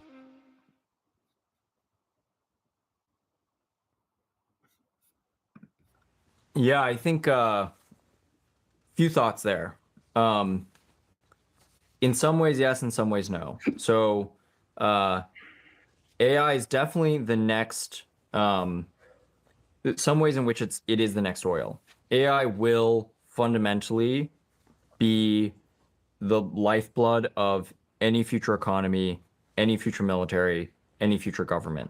Like, if you play it out, you're like, the degree to which a country or economy is able to utilize AI to make its economy more efficient, to automate parts of its economy, to do automated research and development, automate R&D, like, push forward in science using AI. All of that stuff is going to mean that countries that adopt AI effectively will have, like, nearly infinite GDP growth, and countries that don't adopt it are going to get left behind. So it is sort of the fuel that will power the future of every country. And by the way, I think the same is true of hard power. Like, if you look at what the militaries of the future are going to be like, or what war looks like in the future, AI is at the core of what that is going to look like. I'm sure we'll get into that. And then the ways that it's not like oil is, oil is this finite resource. We countries that stumble upon large oil reserves, they have that large oil reserve. At some point, it's going to run out. Like in Norway, it runs out at some point, and so it lends the country power and economic riches for a time period, and then you exhaust it, and then you're looking for more oil. Whereas AI is going to be a technology that will just keep compounding upon itself, and will keep, the smarter AIs, the more economic power you're going to get, which means you can build smarter AIs, which means you have more economic power, and so on and so forth. And so there's going to be a flywheel that keeps going on AI, which means that it's not going to be a time-based, a time-limited resource, let's say. It's going to be something that will just continue racing and accelerating for the entire perpetuity. And data is part of that. Data is a big part of that. Data is the core part of it. Yeah. So a lot of times, actually, I like to compare data to oil versus AI to oil. That's actually what I meant. I fucked that up. I meant to say data. Yeah. Well, I mean, I think that's totally true. Like data, if you think about AI, it boils down to like, how do you make AI? Well, there's like three pieces.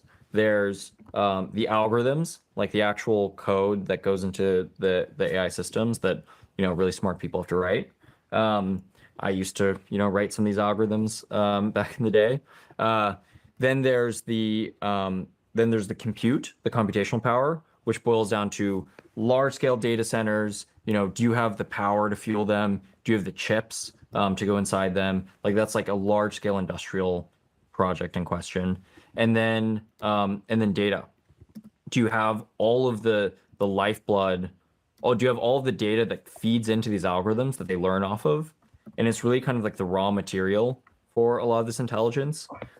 And so that's why I think data is the closest thing to oil, because it is what gets fed into these algorithms, fed into the chips to make AI so powerful. And everything we know about AI is that, the better you are at all three of these things, algorithms, computational power, data, the better your AI get. And it's just all about racing ahead on all three of these. So when we see like ChatGPT, Grok, these types of things, are they sharing a data center, or are they completely separate data centers? They all have separate data centers. This is actually one of the major lanes of competition between the companies, is who has the ability to secure more power and build bigger data centers. Because ultimately, as AI gets more and more powerful, the question then becomes, how many AIs can you run? So let's say for a second that we get to, a really powerful AI that can do automated cyber hacking. So it can do it can log into any kind of server or log into another, or try to hack some website or try to hack some other, some system. Then the question is just, okay, if I have that, how many of those can I run? Can I run 1,000 copies of that? Can I run 10,000 copies of that? Can I run 100 million copies of that? Wow. And that all just boils down to how many data centers do you have up and running? And that boils down to, okay, how much power do you have to fuel those data centers? How many chips do you have to run in those data centers? And how do you keep those online for as long as possible? And what data is constantly fueling those models to keep getting them to become better and better and better? And so this is one of the reasons why one of the major ways that the AI companies compete, between xAI, Elon's company, and OpenAI, and Google and Amazon and Meta and all these companies, one of the major ways they compete is just who right now is securing more power and more real estate for data centers 5 years from now and 6 years from now. And so the battles 5-6 years down the line are being fought literally today. Wow, man, that's fascinating stuff. Well, a couple more things before we get into your life story here. Got you a gift. Oh man, everybody gets one. How are you not tired of spending your hard-earned money on a million different productivity apps? Well, here's how you can save and wave goodbye to Asana, Trello, ClickUp, TickTick, Monday. Love it. Vigilant Sleep Gummy Bears. There you go. Legal in all 50 states. No funny business, just candy made here in the USA. Yeah.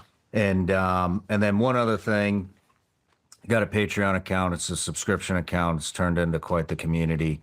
And they've been here with me since the beginning when I was running this thing out of my attic. And then we moved here, and now we're moving to a new studio, and the team's 10 times bigger than what it was, which was just me and my wife. But it's all because of them. And so they're the reason I get to sit here with you today. And so one of the things I do is I offer them the opportunity to ask every guest a question. This is from Kevin O'Malley. With AI now able to essentially replicate so many facets of our reality, do you see a future where all video or photographic evidence presented in trials becomes suspect? based on the ability for any of it to have been replicated through artificial intelligence tools? Yeah, so this goes back to what we were just talking about. I do think AI is going to enable you to do crazy levels of simulation. And I don't think our courts are ready for it. I think that like Kevin was saying, AI will be able to generate very convincing video, very convincing images, in a way at a level like we're not even really at that point yet. Like right now, you can still tell when these videos or images are AI generated. That's going to keep getting better, and it's going to be indistinguishable from real video. So how the hell are we going to discern what's real and what's AI generated? I think that there's two things. I think first, people are going to need really good bullshit detectors, like insanely good. And I think kids today, by the way, already have much better bullshit detectors because they grow up on the internet where there's just so much of everything that they already kind of like learn to have better and better bullshit detectors. So that's one. And then the second is, I mean, I think there's going to be this is an area where I know there's a lot of push for various forms of policy and regulation, but this is it's going to be a major question. Like, hey, if there's fabricated video or imagery used in a trial and it's discovered that it was fabricated, like, you know, what are the consequences of that? And I think it's about tuning that such that if you fabricate evidence or you fabricate things, then you know that's maybe a worse offense. Then maybe that's the worst offense of all. Then I think people would. Then you deter a lot of usage of those tools. Then if you set up the incentives in the right way. Yeah, I mean, first thing that goes to my mind is the U.S. government. I mean, just showing you around the studio and stuff, talking about, hey, this is what the government did to those Blackwater guys I was telling you about. They deleted the evidence. Well, instead of deleting the evidence, they could make new evidence that is a fake gunfight in the Sohr Square of Baghdad that proves they're guilty, and then it's the government behind it. You know, we've seen it with Brad Geary, we've seen it with Eddie Gallagher, we've seen it with the Blackwater guys, we've seen it a ton just in my small network circle. And I mean, you see what's going on with the elections all over Europe. They pulled Georgescu, calling him what was it?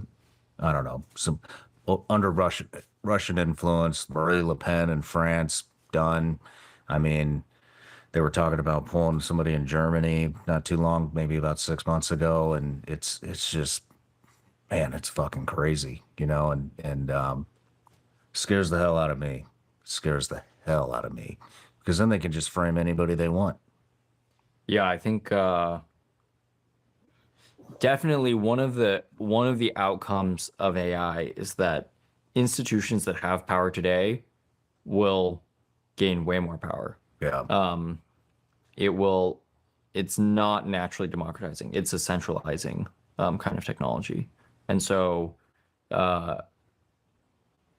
yeah, we need to build mechanisms so that we can trust those institutions. Otherwise, it doesn't end well. Yeah. Well, let's get to your story. Well, I have gifts too. Do I do? I love gifts. Okay, great. So a few things. I mean, we're going to talk about this, but I grew up in Los Alamos, New Mexico. So my parents were both physicists who worked on at the National Lab there. This is the birthplace of the atomic bomb. I don't know if you saw Oppenheimer, but half of that movie set in Los Alamos, where I'm from. So we got a Los Alamos hat, Los Alamos National Laboratory hat. Dude, it's very cool. We have some Los Alamos coins. So there's one about the atom bomb, one about the Norris Bradbury, who's the lab director, and then a Los Alamos coin about the father of the atomic bomb. There you go. We have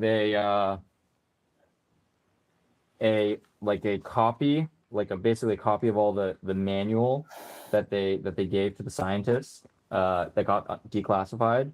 From the actual from the actual Manhattan Project. Wow. And this is cool as shit. And this one's just a fun one. It's a rocket kit for you and your kids. Oh man, they're gonna love that. Yeah. Thank you. Dude, thank you. This is gonna look awesome in the studio. That's very cool. Yeah, it's been kind of surreal. I mean, everybody calls AI the next Manhattan Project, and so it's been funny because that's where I grew up. It's like, I don't know, feels weird. I'll bet it does. Yeah. I'll bet it does. So what were you into as a kid? So yeah, so again, both my parents are physicists, and my dad's dad was a physicist as well. So I grew up in this like pure physics family. So science, technology, physics, math, these were the things I was really excited about as a kid. I remember like around the dinner table, we would talk about black holes and wormholes and, you know, alien life and supernova and, you know, faraway galaxies and all that stuff. That stuff was all very captivating to me. I was thinking about kind of like, basically like, you know, understanding the universe, so Yeah. for lack of a better term.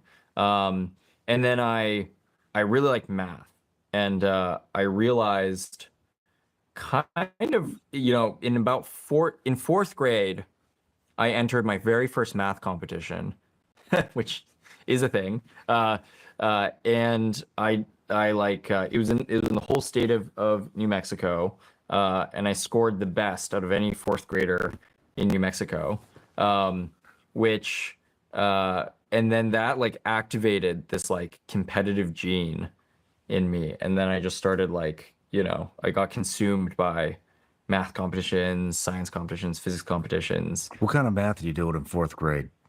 Yeah. You. What kind of math are you doing? Yeah. Fourth grade. I remember, let's see, my parents taught me algebra in, I want to say it was second grade, maybe between. Are you serious? Yeah. You mastered algebra in second grade. I don't know if I mastered it, but I was playing around with algebra. They taught me the basics of algebra, and I would just like spend all time thinking about it in second grade. It's like 7, 8 years old, right? Yeah, like 8. Yeah. Holy shit. And so by the time I was in fourth grade, I could do some basic algebra. I could do some basic geometry, stuff like that. And then let's see, where did I head to from there? By the time I was in middle school, I was doing calculus, and then I was doing college level math in middle school as well. So those are the two things I was doing in middle school. And then in high school, I just became obsessed with computers, and I just spent all day programming. And I realized like science and math are cool, but with computers and programming, you could actually make stuff. And that ended up, you know, becoming the major obsession. Back to the dinner table conversations. Yeah. I mean, Los Alamos, there's like a lot of conspiracies and all kinds of stuff going on about that place. Remote viewing, all this stuff seems to stem to Los Alamos. But And welcome back to this U.S. Open office plan. Miller just lobbed a message way over Jones's head using some technical jargon. Ooh, and Jones brings the heat with a per my last email. Advantage Jones. Looks like both sides are going to need Grammarly to get through this rally. Grammarly is an AI writing partner that helps you sound like the best version of yourself. And that's what we need to see here today. Oh, and now Miller's taking a technical doc and asking Grammarly to rewrite it. Just look at that. It's you have two parents that are physicists at Los Alamos. You guys are talking about black holes and aliens and shit. What do you think? Are there aliens? So there's this famous paradox, the Fermi paradox, which is, you know, what are the odds that we live in this like vast universe, and there's like, you know, there's billions, hundreds of billions, trillions of other stars and planets, and you know, what are the chances that like none of them have, intelligent life. I mean, I think like definitely somewhere else in our universe there has to be intelligent life. You think so? For sure.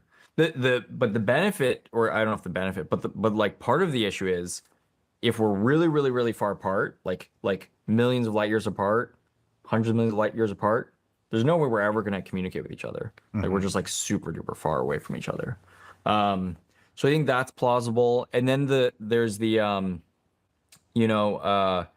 there's what's called the dark forest hypothesis. I think this is one of the things I actually believe the most in, probably. So you have the Fermi paradox that says basically like, hey, what are the odds that there's no intelligent life out there in the universe? It's probably zero. There has to be some intelligent life somewhere else in the universe. And then the question is like, why aren't we seeing any? Like, why aren't we seeing any aliens? Why aren't we like coming into contact with them? And so then there's all these like, how do you explain why that is? And there was this there's this hypothesis called the dark forest hypothesis, which originally came out of a sci-fi novel, actually, but is the one that like jives the most with my thoughts, which is the reason you don't run into other intelligent life is if you play the game theory out, if you're an intelligent life, you don't actually want to be like blaring to every other intelligent life that you exist. Because if you do that, then they're just going to come and take you out. Like you're basically like you become like a huge target for other forms of intelligent life. And there's, some intelligent lives out there are going to be hyper aggressive and are going to want to take out, other forms of intelligent life. So the dark forest hypothesis is that once you become an intelligent life form and you become a multiplanetary species and all that, you realize that you're kind of best off minding your own business and not, sending all these sorts of signals and trying to like make contact with other life, because it's higher risk to do that than to just kind of like, stay isolated. And so there is intelligent life out there. There are aliens out there, but everybody's incentive is just to stay isolated. Interesting. I don't know. I used to believe in it. Then I interviewed a bunch of guys. I don't know. I think all this shit's a big distraction, to be honest with you. Yeah, there's definitely the other portion of this, which is, UFOs are a conspiracy such that, the military can do all sorts of airborne testing and it gets discredited because, people say it's UFOs and then nobody believes it. Like there's just no, I'm of all the people I've talked to, there's just no hard evidence. And then it's well, that's classified. It's like, no, I mean, is it? You're on a podcast tour, but I don't know. Sometimes I think, this is like all I watch is the expanding, all the black holes, this is what I fall asleep to at night. And I don't know. I mean, they found what, like, Saturn's rings are all water. They think they may have found, there's a possibility of life on some of the moons on Saturn that would, Neptune, I think, is it Neptune that's made of water? Like a lot of oceans that are frozen, and so there may have once been life. Then they think they found a pyramid on Mars or something. I don't know. Sometimes I think maybe at any particular given point in time, there is only one planet that holds life as we know it at a time, and then maybe when that planet is, becomes obsolete, everything goes extinct. Maybe it moves. Maybe it was Mars. I don't know, 5 billion years ago, and that's where life was, and then somehow shit changed, and then it developed on Earth. I don't know. That's where I'm at right now. I go back and forth on this shit all the time. Yeah, totally. Well, because our star has a life cycle, right? And as it goes through that life cycle, different points of our solar system become different temperatures, have different conditions, all that kind of stuff. And so that's a plausible theory. I mean, I think both that and what we were talking about before in terms of like consciousness in the afterlife, these are like some of the great questions, because you just, we'll probably never know the answers. Yeah. Well, what were your parents working on at Los Alamos? They were Are they still working there? Yeah, my mom still's working. My dad's not working, but my mom's still working, and so they were part of the divisions in Los Alamos National Lab that worked on classified work. They had clearance. My mom still has clearance with the DOE, and I actually remember, like, when I grew up, I just assumed they were working on cool physics research because I was like a kid and I didn't put two and two together. And so I remember when I grew up, I thought the Los Alamos National Lab like used to be the place where the atomic bomb was built, and then decades later is just like this like advanced scientific research area where they're doing research into, you know, all of the, you know, the frontier of human knowledge, and it's just this like great scientific research area. And then it wasn't until I literally got to college where I was talking to a friend about it, and it like dawned on me that, oh wait, Los Alamos is probably still mostly weapons research. And oh, that's why you would need a clearance to work stuff in New Mexico. And then since I left, they actually restarted what's called nuclear pit production, but they restarted basically manufacturing the cores of nuclear weapons. This must have been like 2018, 2019 in Los Alamos. And then I was like, oh yeah, no, it's mostly a research facility to research new nuclear warheads and new nuclear weapons. And so that dawned on me. That didn't dawn on me until I was like all the way in college. But Wow. But yeah. Wow. So my guess is my parents worked on that. But Probably. yeah. Damn, that's crazy. Wow. What else were you into as a kid other than mathematics? I loved math. I loved coding. I loved science. I loved all that stuff. I was really into violin. I was really into I'd practice like, you know, an hour of violin a day. A lot of that was because there was sort of like you know, in some you know, fields or some areas there's just a real beauty to perfection. Mm-hmm. And I think this is true in like a lot of arts, a lot of music, a lot of frankly everything. I mean, I see it even in my current life, in my current day-to-day job. But there was just like, hey, if you practice enough to get to play a piece perfectly, then it would be beautiful. And if you like along the way, it's like total dog shit until you get to the point of like perfection. There's a lot of beauty to that concept to me, which is like, you know, once you get something totally perfect, it becomes beautiful. That was captivating when I was a kid. So you were a perfectionist from a young age, and you're still a Yes. perfectionist today. Yeah, I see a lot of beauty in like, you know, now I would say I don't think we have the luxury to be perfectionists. I'm much more pragmatic now. Like, you know, like we were talking about, the world is extremely messy. Like the reality is, you know, stuff is super chaotic. There's a lot of bad shit going on constantly. There's a lot of good shit going on constantly, but perfection is not really a like plausible objective. Like we're never going to get perfection. So I'm a lot more pragmatic now, but I do see a lot of beauty in perfection. I mean, I'm also a perfectionist. I battle it. You can sell this $5 spatula on Amazon and compete with hundreds of other spatula sellers, or you can sell digital products on Amazon and compete with almost no one. You see, I use a brand new Amazon platform that's every fucking day. Like I'm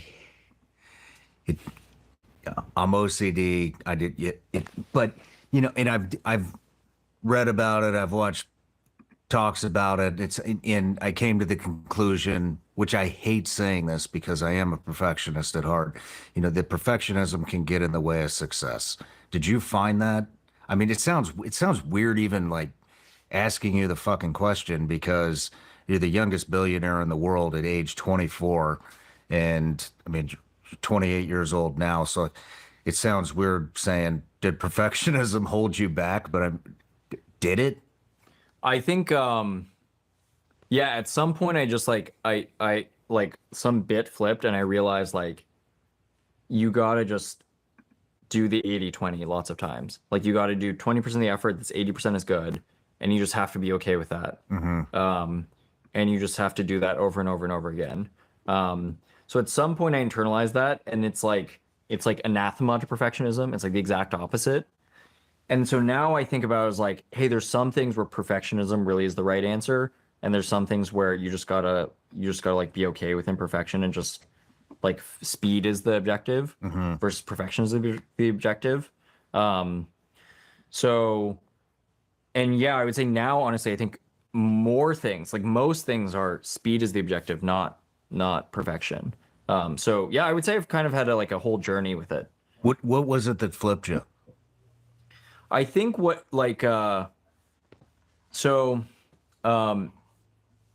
there's this thing that Elon says to people at his company when they're in a crisis situation, and he says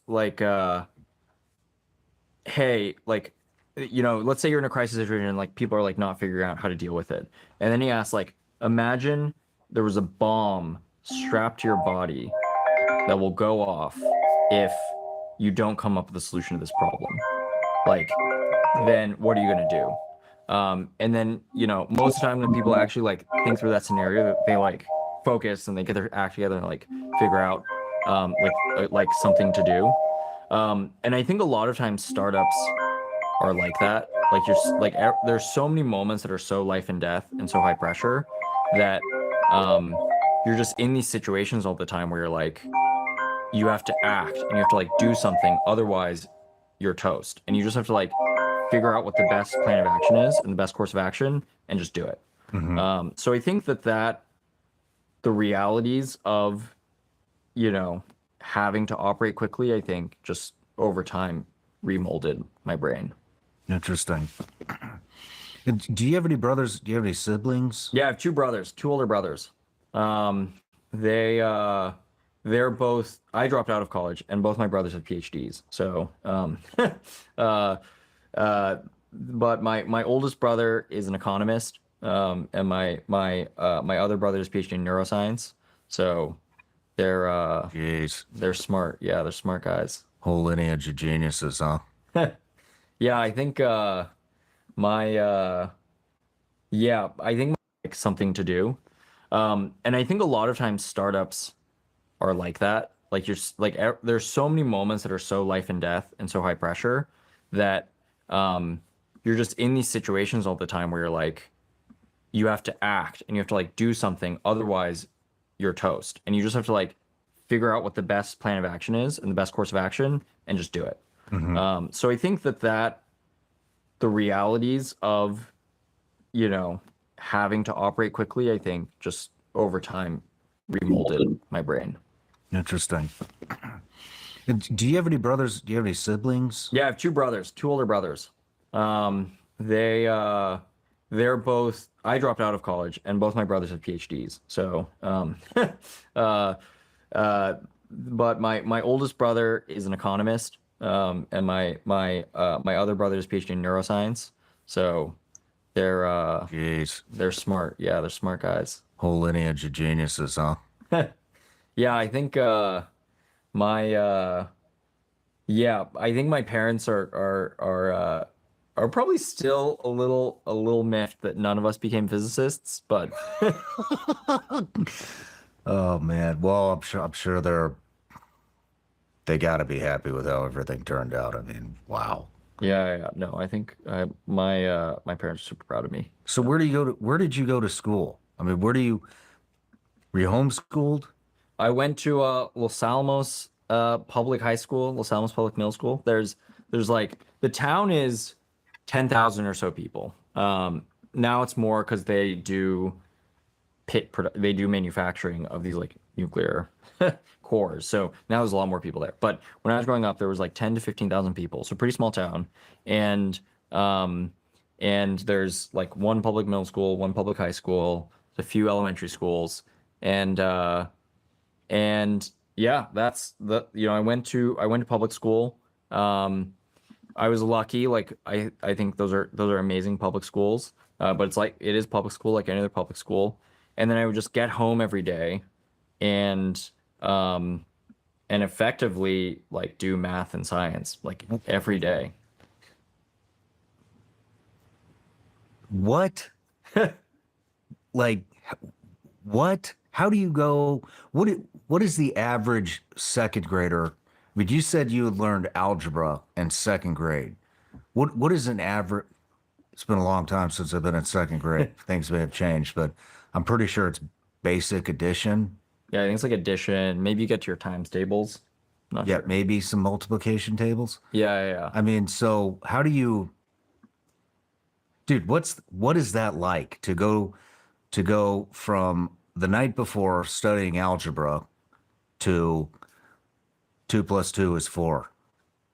Hey creators, do any of these comments look familiar? Yeah, same. But do any of these people actually follow you? Any single one of these comments could be your next superfan or your loyal customer. Instead, they're just grabbing your valuable content and disappearing. Meanwhile, your follower count stays not moving. Here's what changed everything for me. Setting one simple rule: follow first. It's super simple. You'll set up your automation that says, comment blank word to get the link. They automatically get a message from you, making sure that they're following you. It actually checks, and boom, once they're actually following you, they'll get the link, the access to whatever it is that you're offering them. It's so easy to set up. It's literally a template. If you're tired of giving away your best content to ghost followers, do not sleep on ManyChat. Trust me, your content deserves followers who actually stick around.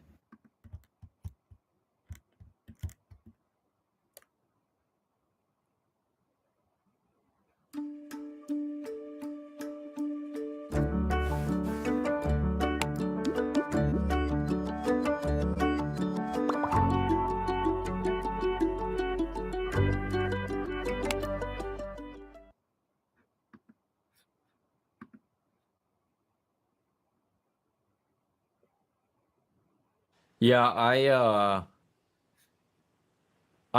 like I definitely remember in school, like I think like a lot of kids in general just sort of like generally kind of buying out of the whole thing. Does that make sense? Like kind of just tuning out and daydreaming and just kind of like ignoring what was happening in classes.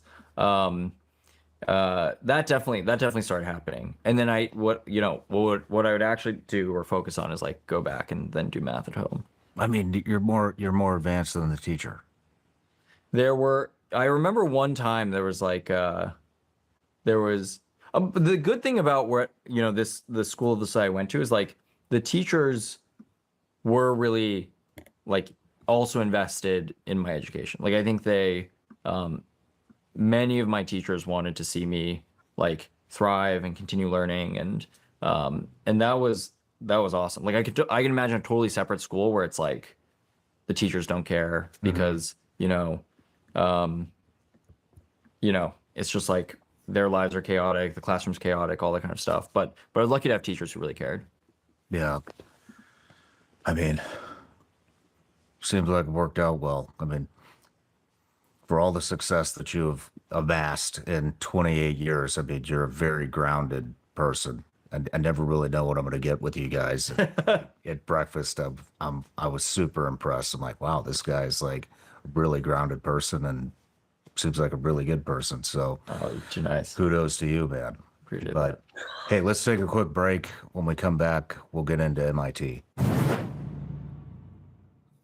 You've heard me talk about Patriot Mobile for a while now. They've stood in the gap for Americans who believe that faith, family, and freedom are worth fighting for, and they're the real deal. They've got cutting-edge technology, and switching is easy. Keep your number, keep your phone, or upgrade. Their 100% US-based team can activate you in minutes right over the phone. They're one of the few carriers with access to all 3 major US networks. That means exceptional nationwide coverage. They can even put a a second number on a different network on the phone. It's like carrying two phones in one. They have unlimited data plans, mobile hotspots, international roaming, internet on the go devices, and home internet backup. Make the switch today and experience the difference. Go to patriotmobile.com/SRS or call 972-PATRIOT and right now use the promo code SRS for a free month of service when you sign up. Switch to Patriot Mobile and defend freedom with every call and text you make. That's patriotmobile.com/SRS or call 972-PATRIOT. Oh, I get so many damn ads, bro. Summer's here. This If is you're so anything like good, but me, it's like, you didn't spend the man, winter does he just need to sitting have- around. You stayed sharp and kept Does moving. this guy have like 100 Now it's ads? time your gear caught up. And that's why I want to introduce you. Like, All right, maybe Alex, I we're would- back from the break. We're getting ready to move into you going to college. So you started at MIT, correct? Yep. How did that go? Yeah, so let's see. I was so I'll say the few years before that. So I dropped out of high school actually. Oh, you dropped out of high school? Yeah, I dropped out of high school. I didn't know that. Why not? Why? Wasn't challenging enough for you? I dropped out a year early to go work at Quora at the tech company. I think a lot of people run into Quora. It's like the question and answer website. But I went to go work at a tech company for a year. And then after a year of that, I decided, okay, it's time to go to college. So I went to MIT. Yeah, at 15, you're stumping PhDs. It was maybe not quite that early, but yeah, like by 16, 17, yeah, I was more competent by that point. What are you stumping these guys on? So, well, at that point, that was like early AI. It wasn't even called AI yet. It was called machine learning. That was like the more popular term.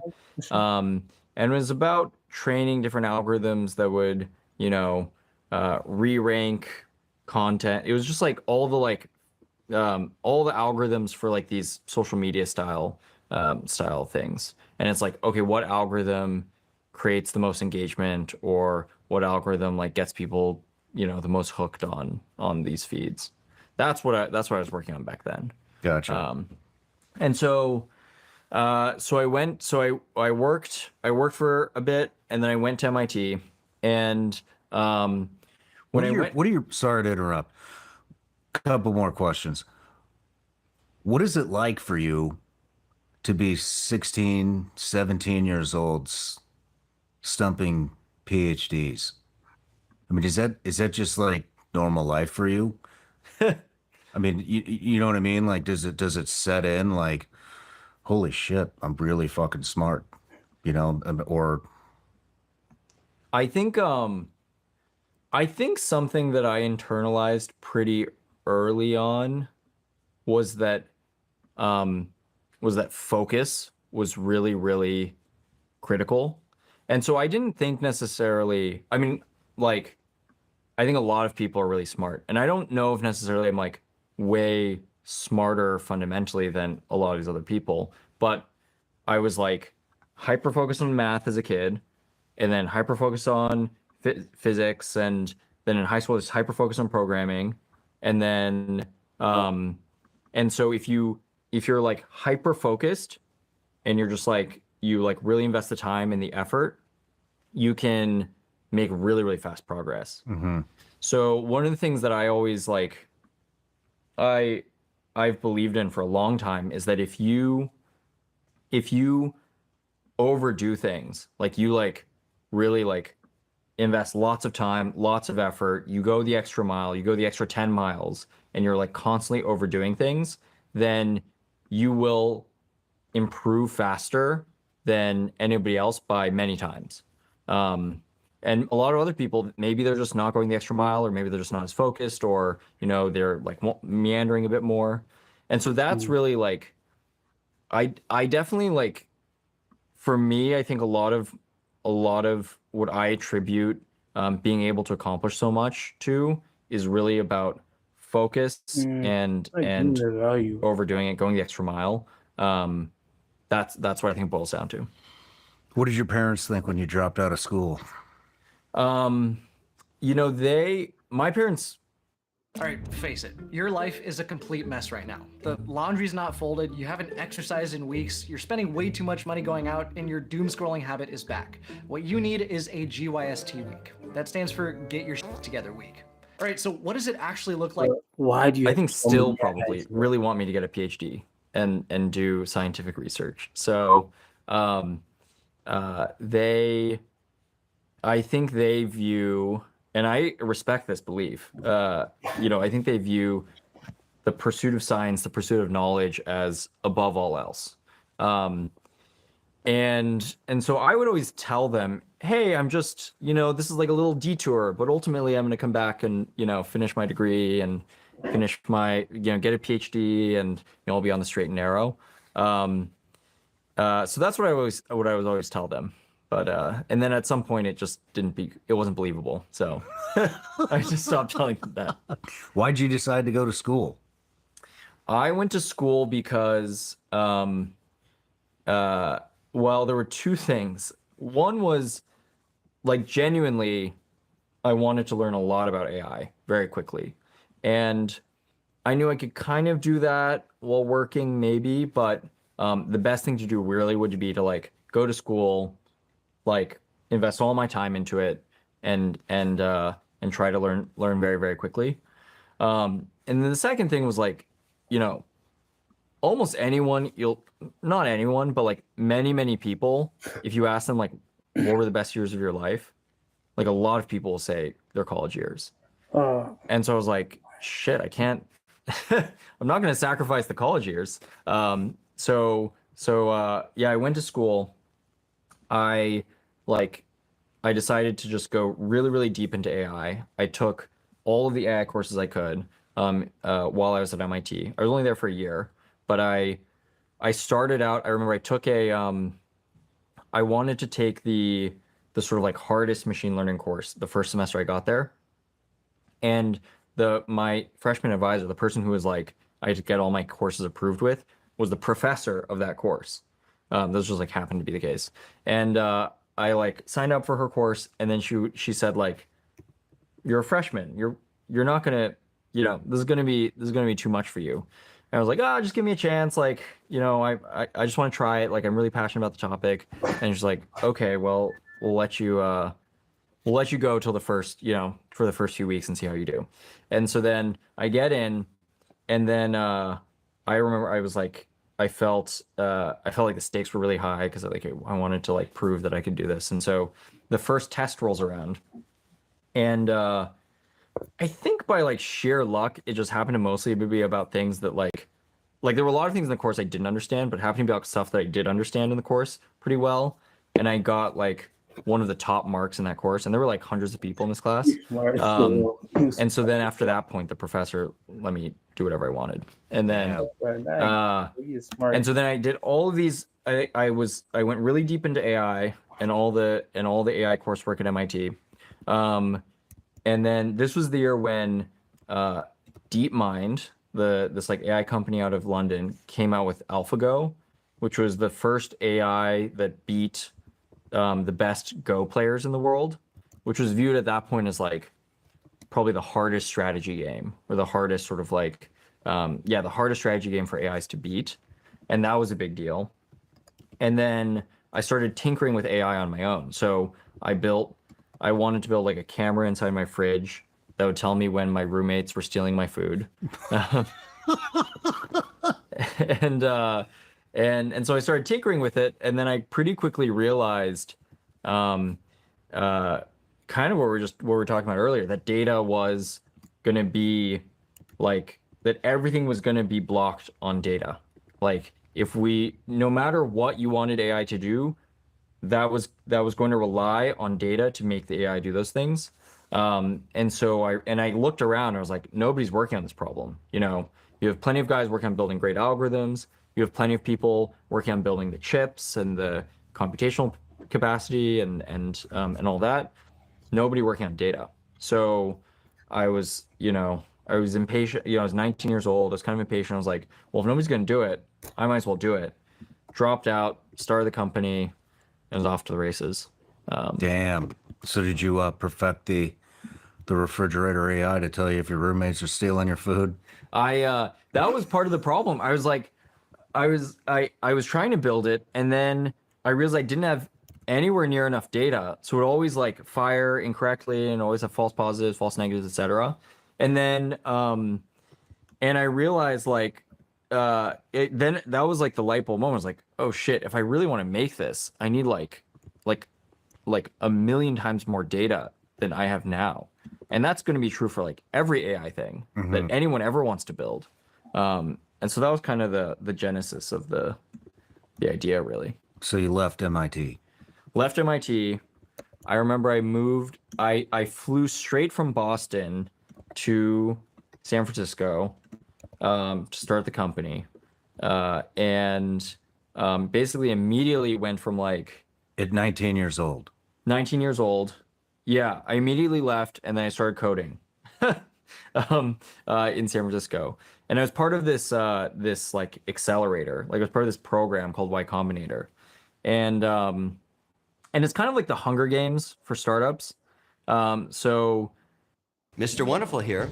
My friend Howard Marks is the co-founder of Activision, the gaming giant that was just acquired for an impressive $68.7 billion. Now Howard and I have teamed up on his latest company, Start Engine, which is changing the face of finance as we know it. Start Engine just opened its latest funding round to the public, and now you can invest alongside me. Join me and invest in Start Engine today.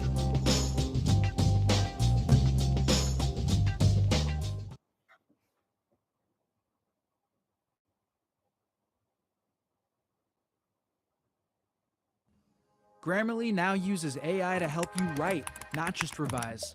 Type a prompt and generate a persuasive, mistake-free draft in seconds, personalized to your unique writing style. Download it for free at Grammarly.com.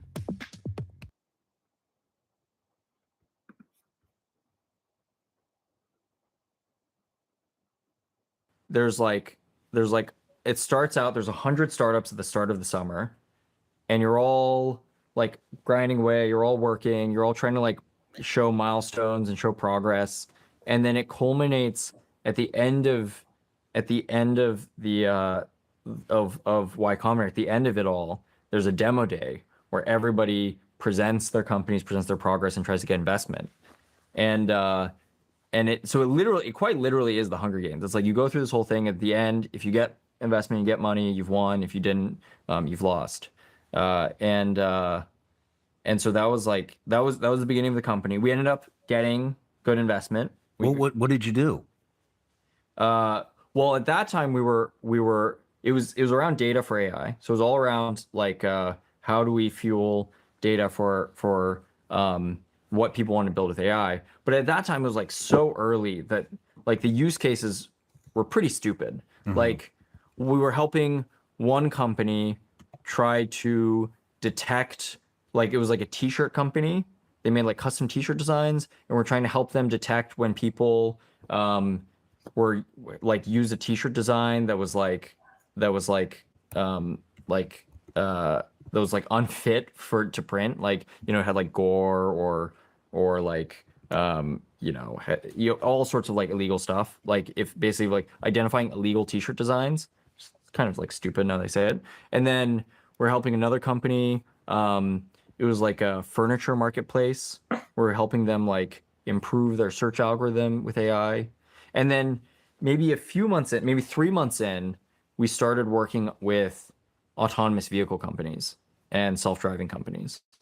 And then that ended up being like the real meat behind our effort for the first 3-4 years. So we worked with, General Motors and Toyota and Waymo and, all of the major automakers. Wow. In helping them build self-driving cars. How many people were you competing against?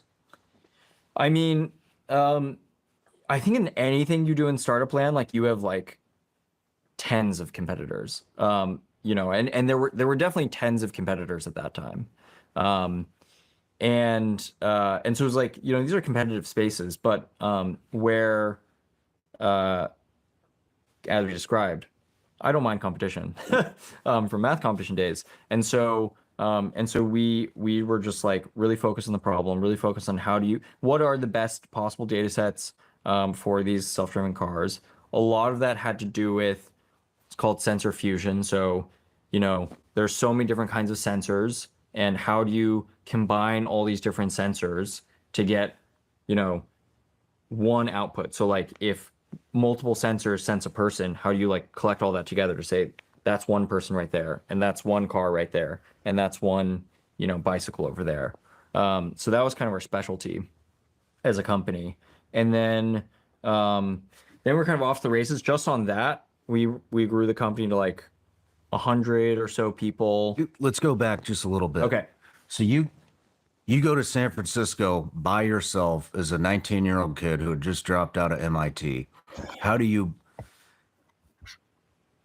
I mean, you're immature at that point, and so how do you develop leadership skills? And I mean, how do you have the know-how and make the connections to build a company as a 19-year-old kid? Yeah, let's see what happened. So basically early on, like, it's about who you get investment from. And so if you get... So it was just you with the competition. There was no team. No team. And then, and so I was coding every day. And then we got Y Combinator to invest in us. And then we got this investment firm called Excel, we were one of the early investors into Facebook to invest. And so we got some good investors, and then they helped me build the team, like find people to hire. I also hired, what actually happened is I mostly hired people I knew from school. Really? Yeah. So like, because you could trust them? I think more that they could trust me. Because I think at the time, if I went to like a 25-year-old engineer in San Francisco, and I was like, hey, we should work together, I had no credibility. Like, I remember I would get coffee with these people and I would say like, yeah, this is what we're working on. It's super cool. You should join us.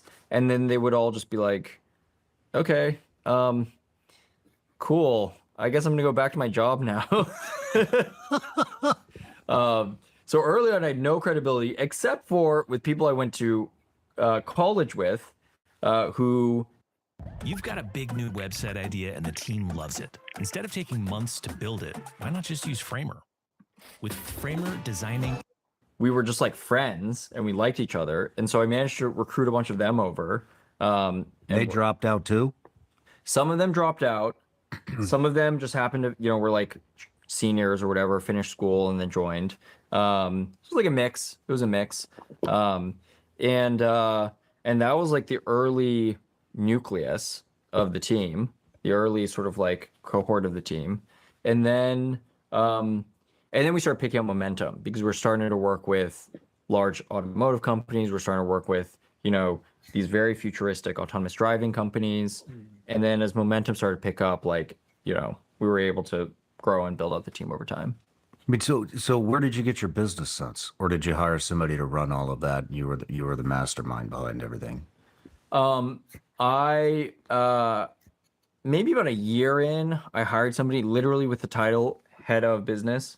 But until then, I was just kind of like, I was just trying to like learn it all. How did you get the product out there?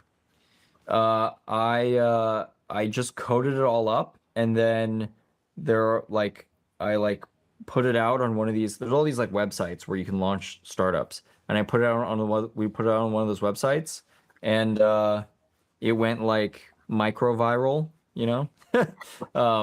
like viral among like people who were on Twitter to look for new startup ideas. And then it was that was like the early seed that ended up enabling everything to grow. But it was like, I mean,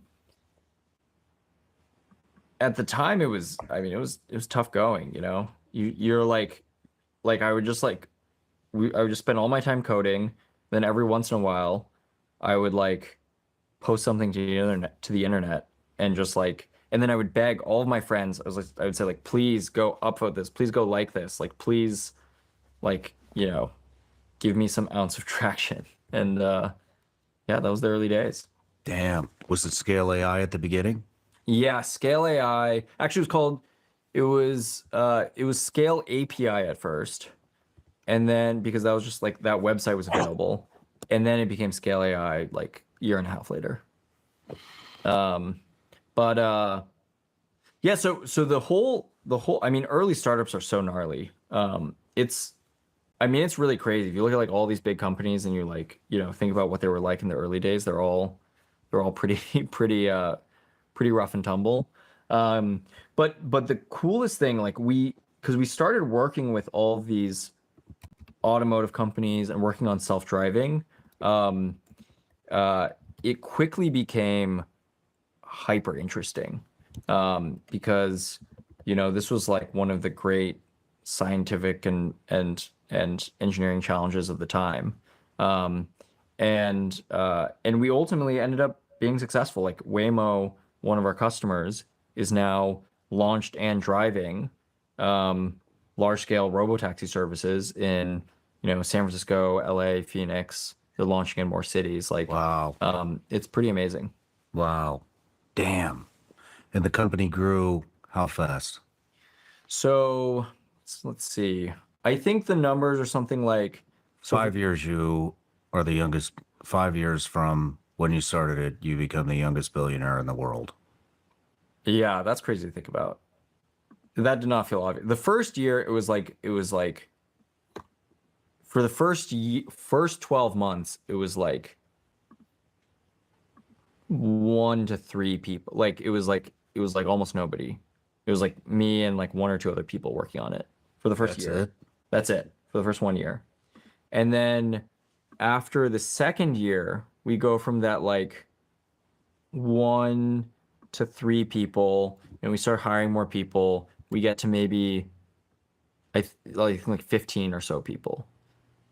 And then that third year, we went from 15 or so people to like maybe 100. And then we were kind of off the then it was like 100, and then we were like 200, and then 500, and then we kept growing. And now we're up to like 1,100 people. But it was like really slow going at first. And yeah, and we focused on, first it was autonomous driving, and then starting about 3 years in, we started focusing on defense, and working with the DoD. What are you guys doing in defense? So we do a few things. So one of the first things we did was help the DoD with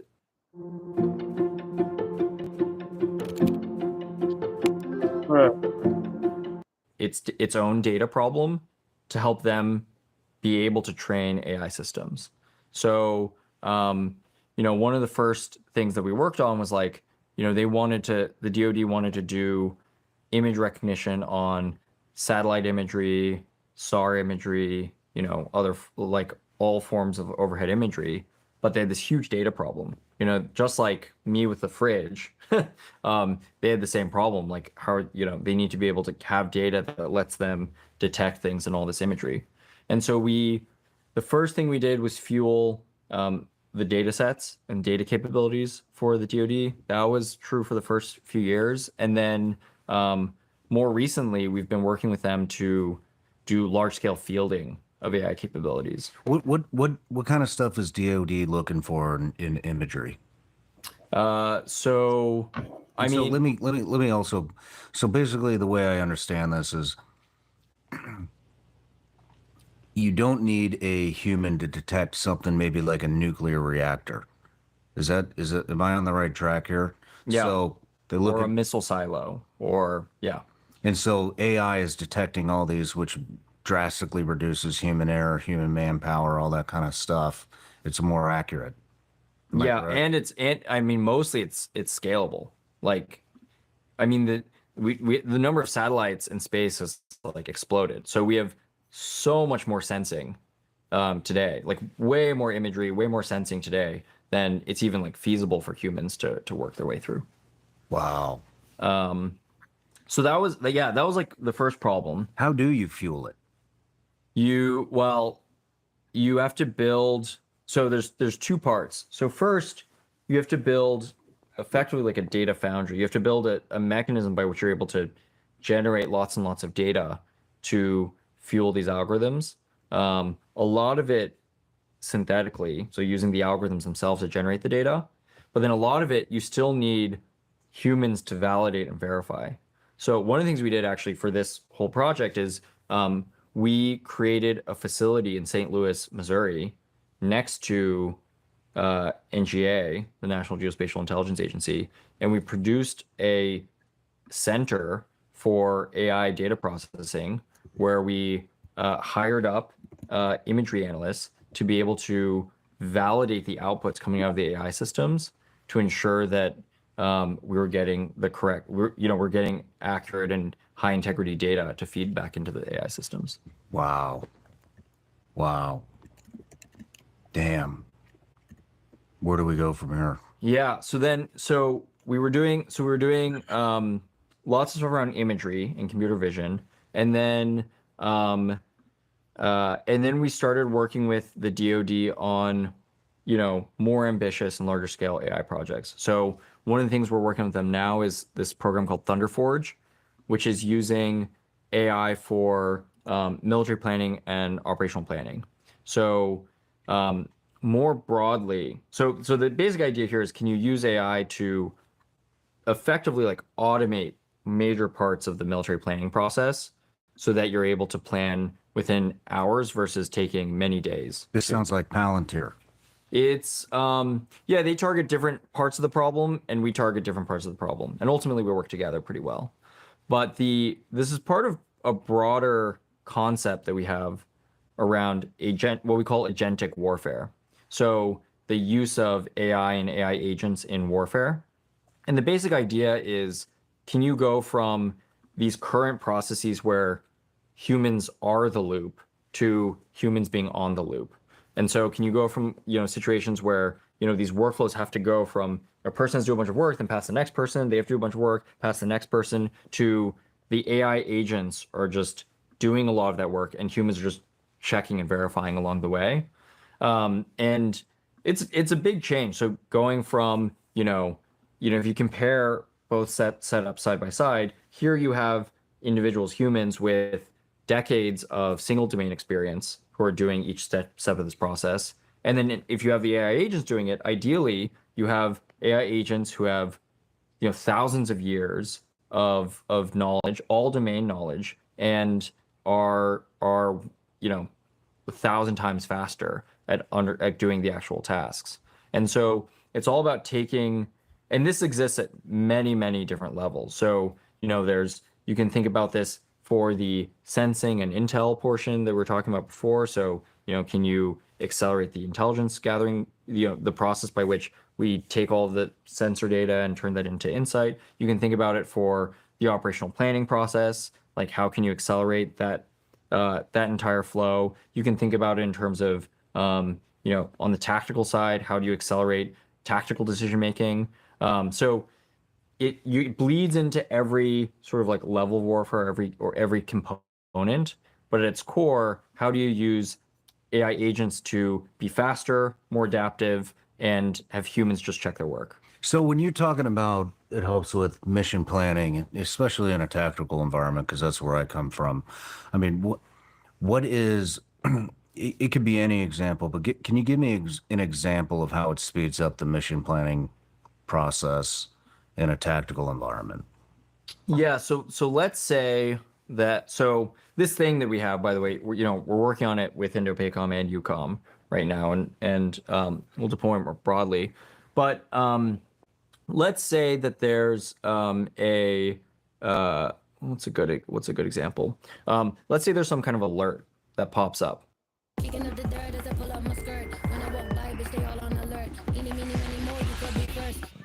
Left foot, right foot, left foot, right foot, left foot, right foot, left foot, right foot. Jaywalk. Jaywalk. have you ever heard content creators say, comment the word burgers below and I'll send you over something for free? Right. And then Like there's something that we didn't expect that we need to figure out how we're going to respond to. Like what kind of an alert?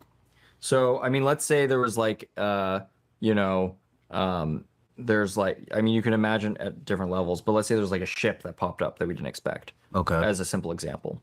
So then that alert flows into a bunch of AI systems that are going to, the first step is sensing. So let's look through all of our sensing capabilities and let's like go reanalyze all of the data that we have and figure out how much do we know about that ship, right? So now a person would, like an analyst would go through and like do all the Testing something out right now. Hello?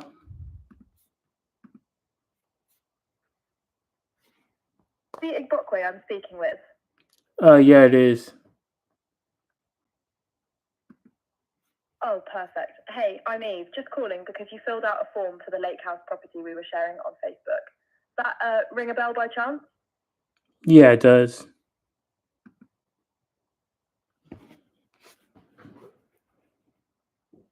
Great. So can I just take a moment of your time right now to ask a few quick questions to fully understand what you're looking for? Depends. How long will it take? All right, I'll keep it super quick, promise. Thanks so much. Promise you that the questions will be very quick. Bro, I asked Also, you a just to let question. you know, I'm sorry if I'm a little... Oh, sorry about that. It will just be a few quick questions, really. Shouldn't take more than a few minutes. And just to let you know, I'm sorry if I'm a little bit slow to respond. The network in my area has been a little slow. So that's why there's a little delay in hearing your response or voice. Okay. Here. Are you ready to start with the questions? No. F off.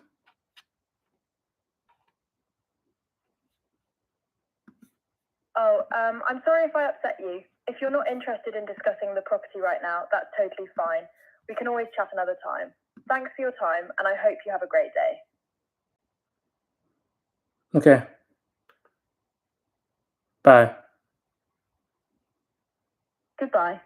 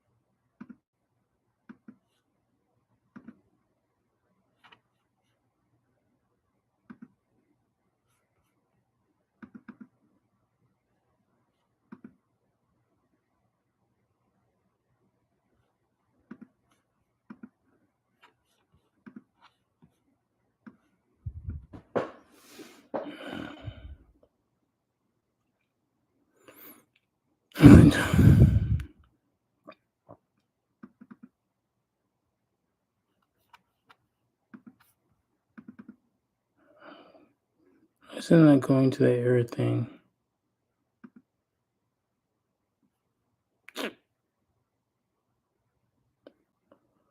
Um.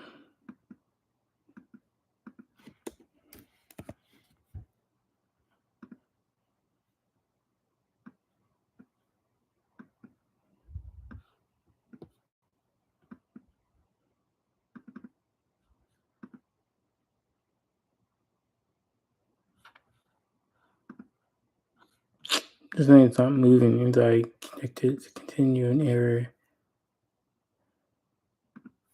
Let's just do this.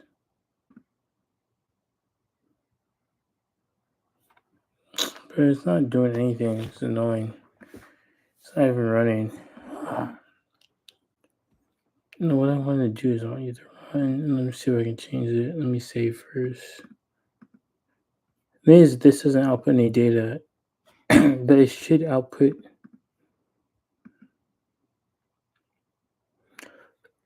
Here, there. Always output data.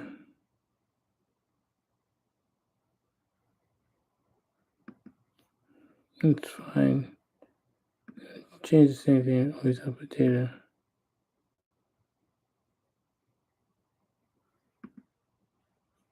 Oops.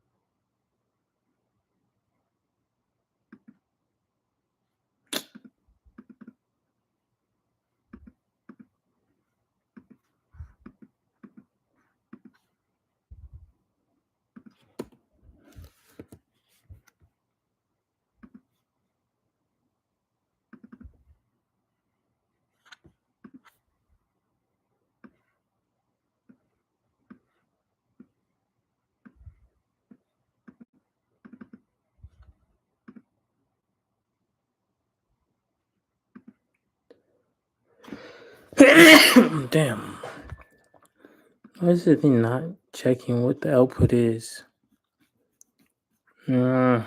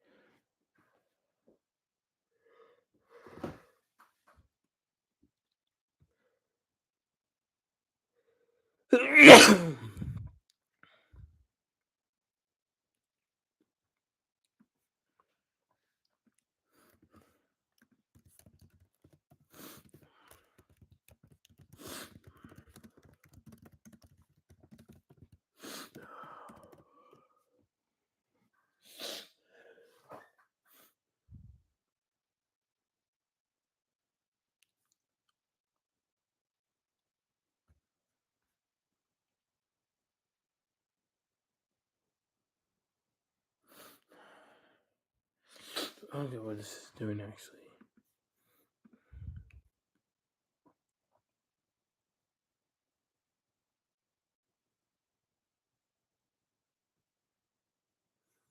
So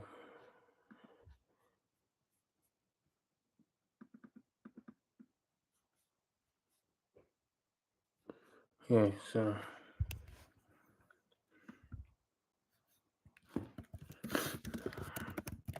is it empty?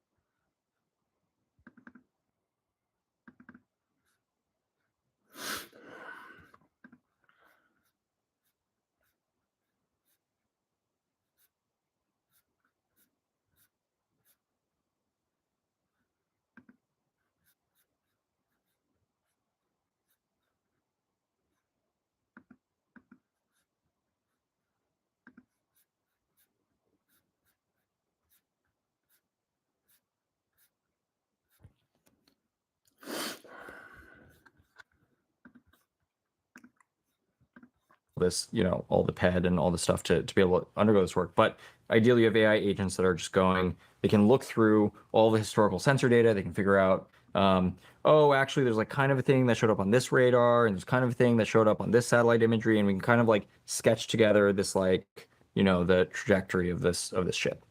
Okay, so you go through that process, you try to understand what's going on, and then you go through and figure out, okay, what are the possible courses of actions. So once you have situational awareness, then what are the courses of actions against this particular scenario? And you can have an AI agent honestly just propose courses of actions, like, hey, in this scenario, given this ship is coming here, we could fire at it. We could just wait to see what happens. We could reposition so that we're able to handle the threat better. All sorts of, we could reposition some satellites so we have greater sensing. There's all sorts of different courses of actions that we could take. And then once the AI produces those courses of actions, it'll run each of those different courses of actions through a simulator. So it'll then run. So it war games at real time. Exactly. It'll war game at real time. And so then it'll run it through a simulator and say, okay, what's going to happen if we fire at it? Like, this is what we know about red forces. This is what we know about blue forces right now. If we fire at it, this is like, this is the war game of how that plays out. If we just increase our sensing, like, these are the things that the red forces could do to fuck us up. And like, that's the risk that we take on. And then the benefit is, because all of this is automatic, you can run these war games and these simulations 1 million times. So it's not just like one, military planner is just like trying to like war game and plan it out, like, in human time. It's like you could run 1 million simulations because you don't have perfect information. You don't have perfect knowledge. So you need to kind of figure out, based on the uncertainties of the situation, what are all the potential outcomes that pop out of that. Wow. And then, so you run like 1 million different simulations of each of these different courses of action. And then you can give a commander direct, like, you just give them this whole like brief and presentation, which is basically, these are the courses of actions we considered. These are the likely outcomes in those courses of action. We can show you the simulated like outcome in each one of these scenarios. So we can like show you what it would look like in every one of those scenarios if it happened, like representative simulations, and then the commander makes a call. Wow. So this is what it is. This is what it's doing. These are the possible courses of action. These are the consequences of each action. This is the percentage. Yeah, exactly. And it spits that out in what, a matter of seconds? Then now it takes probably takes a few hours because these models are a lot slower than they will be in the future. But yeah, I mean, compare that to. This is your brain when you're struggling to focus. And this is your brain when you're in the zone. But getting in the zone and staying there, that feels more like luck than something you can control. So that's why we made Brain FM. It's like a do not disturb setting for your mind. And it gets you focused in just 5 minutes. Using science and sound, Brain FM guides your brainwaves into an optimal state for productivity called neural phase locking, which lets different parts of your brain work together more easily. Compared to average music, Brain FM actually increases and sustains your focus over time, letting you stay in the zone for as long as you want. You can also use Brain FM for relaxation, meditation, and even sleep. But don't take our word for it. Join millions of others and try it yourself for free and see what you get done with Brain FM.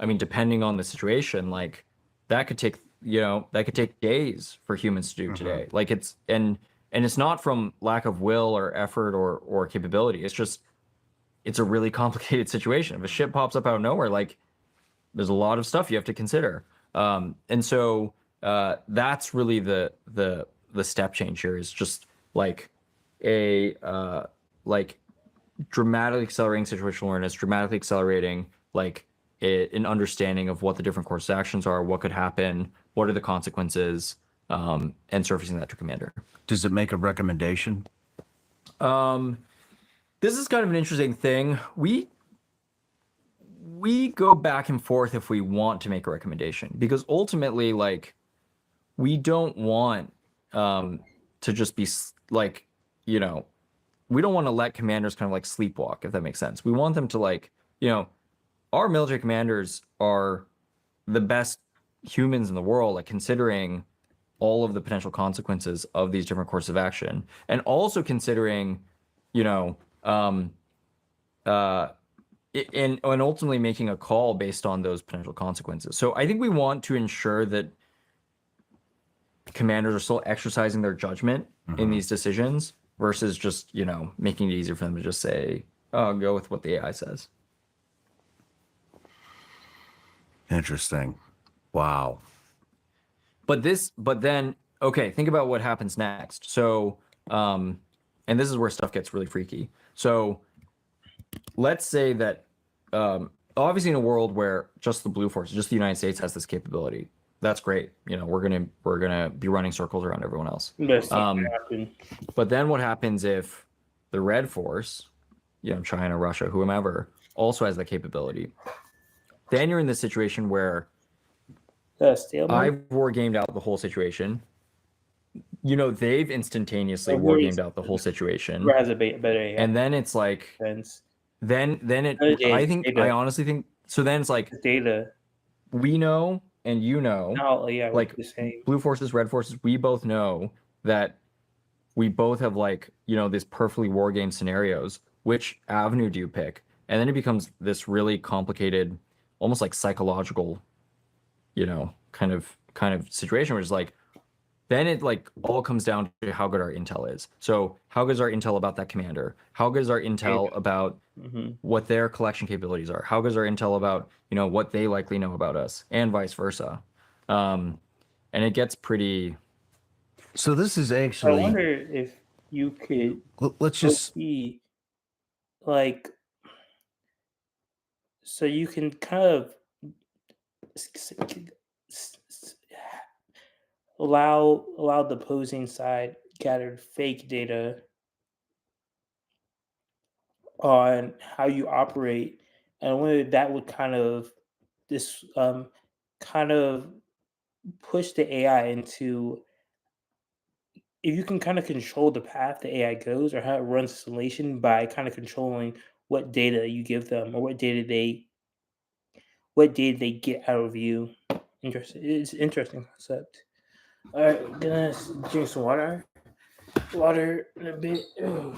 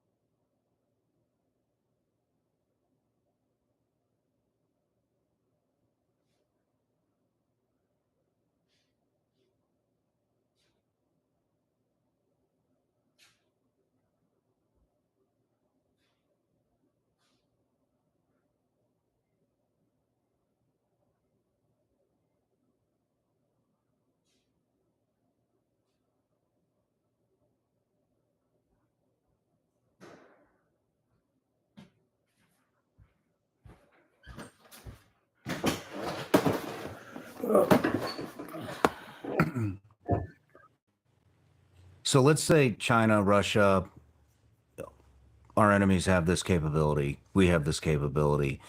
Then it kind of becomes,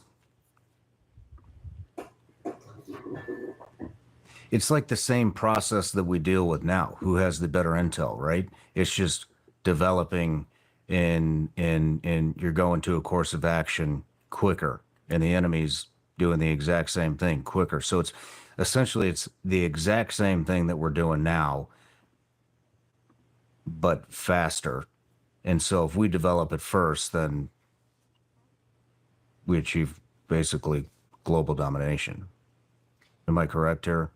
Yeah, I think timing really matters here, because if we get this capability, and this will go for, I mean, there's way more AI we'll be able to do, but let's say we get this capability, you know, a year ahead of adversaries, then we're just going to be able to respond so much faster. The analogy I often use is like, imagine we were playing chess, but for every one move you take, I can take 10 moves. Like, I'm just going to win. And that's the asymmetric advantage that comes out of this capability. And then once it equalizes, then it's like this very, you know, it's like, to your point, it becomes this like adversarial, intel based, you know, capability based kind of conflict. How do we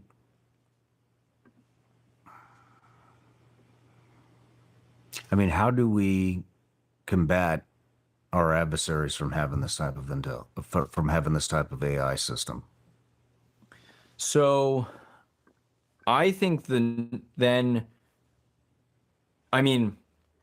China's demonstrated with DeepSeek and, you know, models that have come out since then, they're going to be very competitive on AI. And in, I think in 2024, so last year, there were something like 80 contracts between large language model AI companies in China and the People Liberations Army, the PLA. That number is not 80 in the United States. Like, the United States is like way, way, way less than 80. So they're very clearly accelerating the integration of AI into their national security and into their military apparatus very quickly. I don't think at this point, realistically, we can stop them from having this capability that I described. So then you go to the next layer down. So Intel. So the next layer down, the next two things that you look at is, okay, how does AI impact Intel? And what is the adversarial AI dynamic? Like, can we use our AIs to sabotage their AIs? Can they use their AIs to sabotage ours? And it's like AI on AI warfare, effectively. Then when you look at that scenario, okay, so let's dig into that.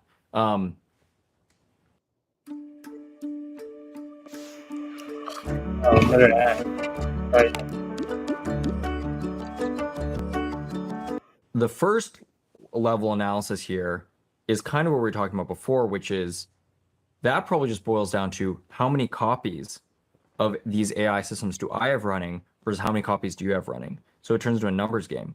If I have 10,000 AI copies running and you only have 100 AI copies running, then I'm still going to run circles around you. And that boils down to who How has. So let's say you have 100 AIs. I have 10,000 AIs. I will take half of my AIs. I will take 5,000 of my AIs, and just focus them on hacking your AIs.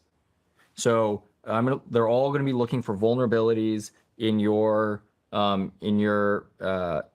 information architecture, in your data centers. I'm going to look for I'm just purely focused on cyber hacking of your 100 AIs. And then my other 5,000 copies are going to do the military planning process for myself.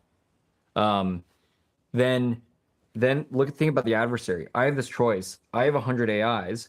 If I have them all focus on doing the military planning process, I'm going to get hacked because I'm not doing any cyber defense.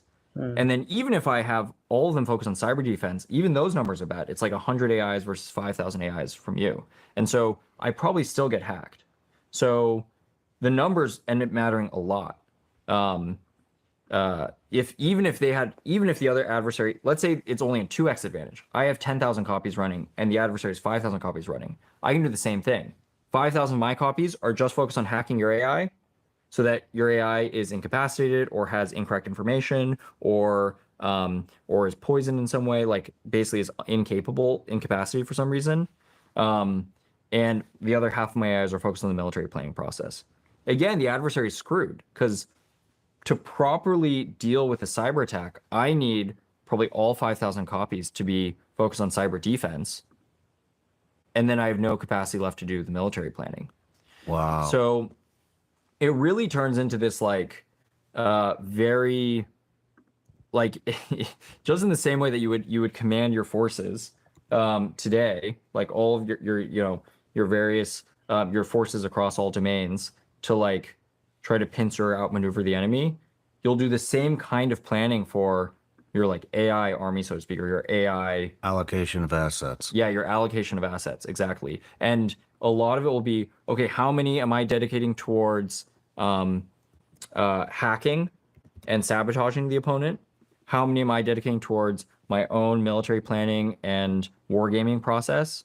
The other thing is how many you allocate towards the other key component here is drones, and how many you're allocating towards doing the like very tactical mission level autonomy to accomplish mission level objectives.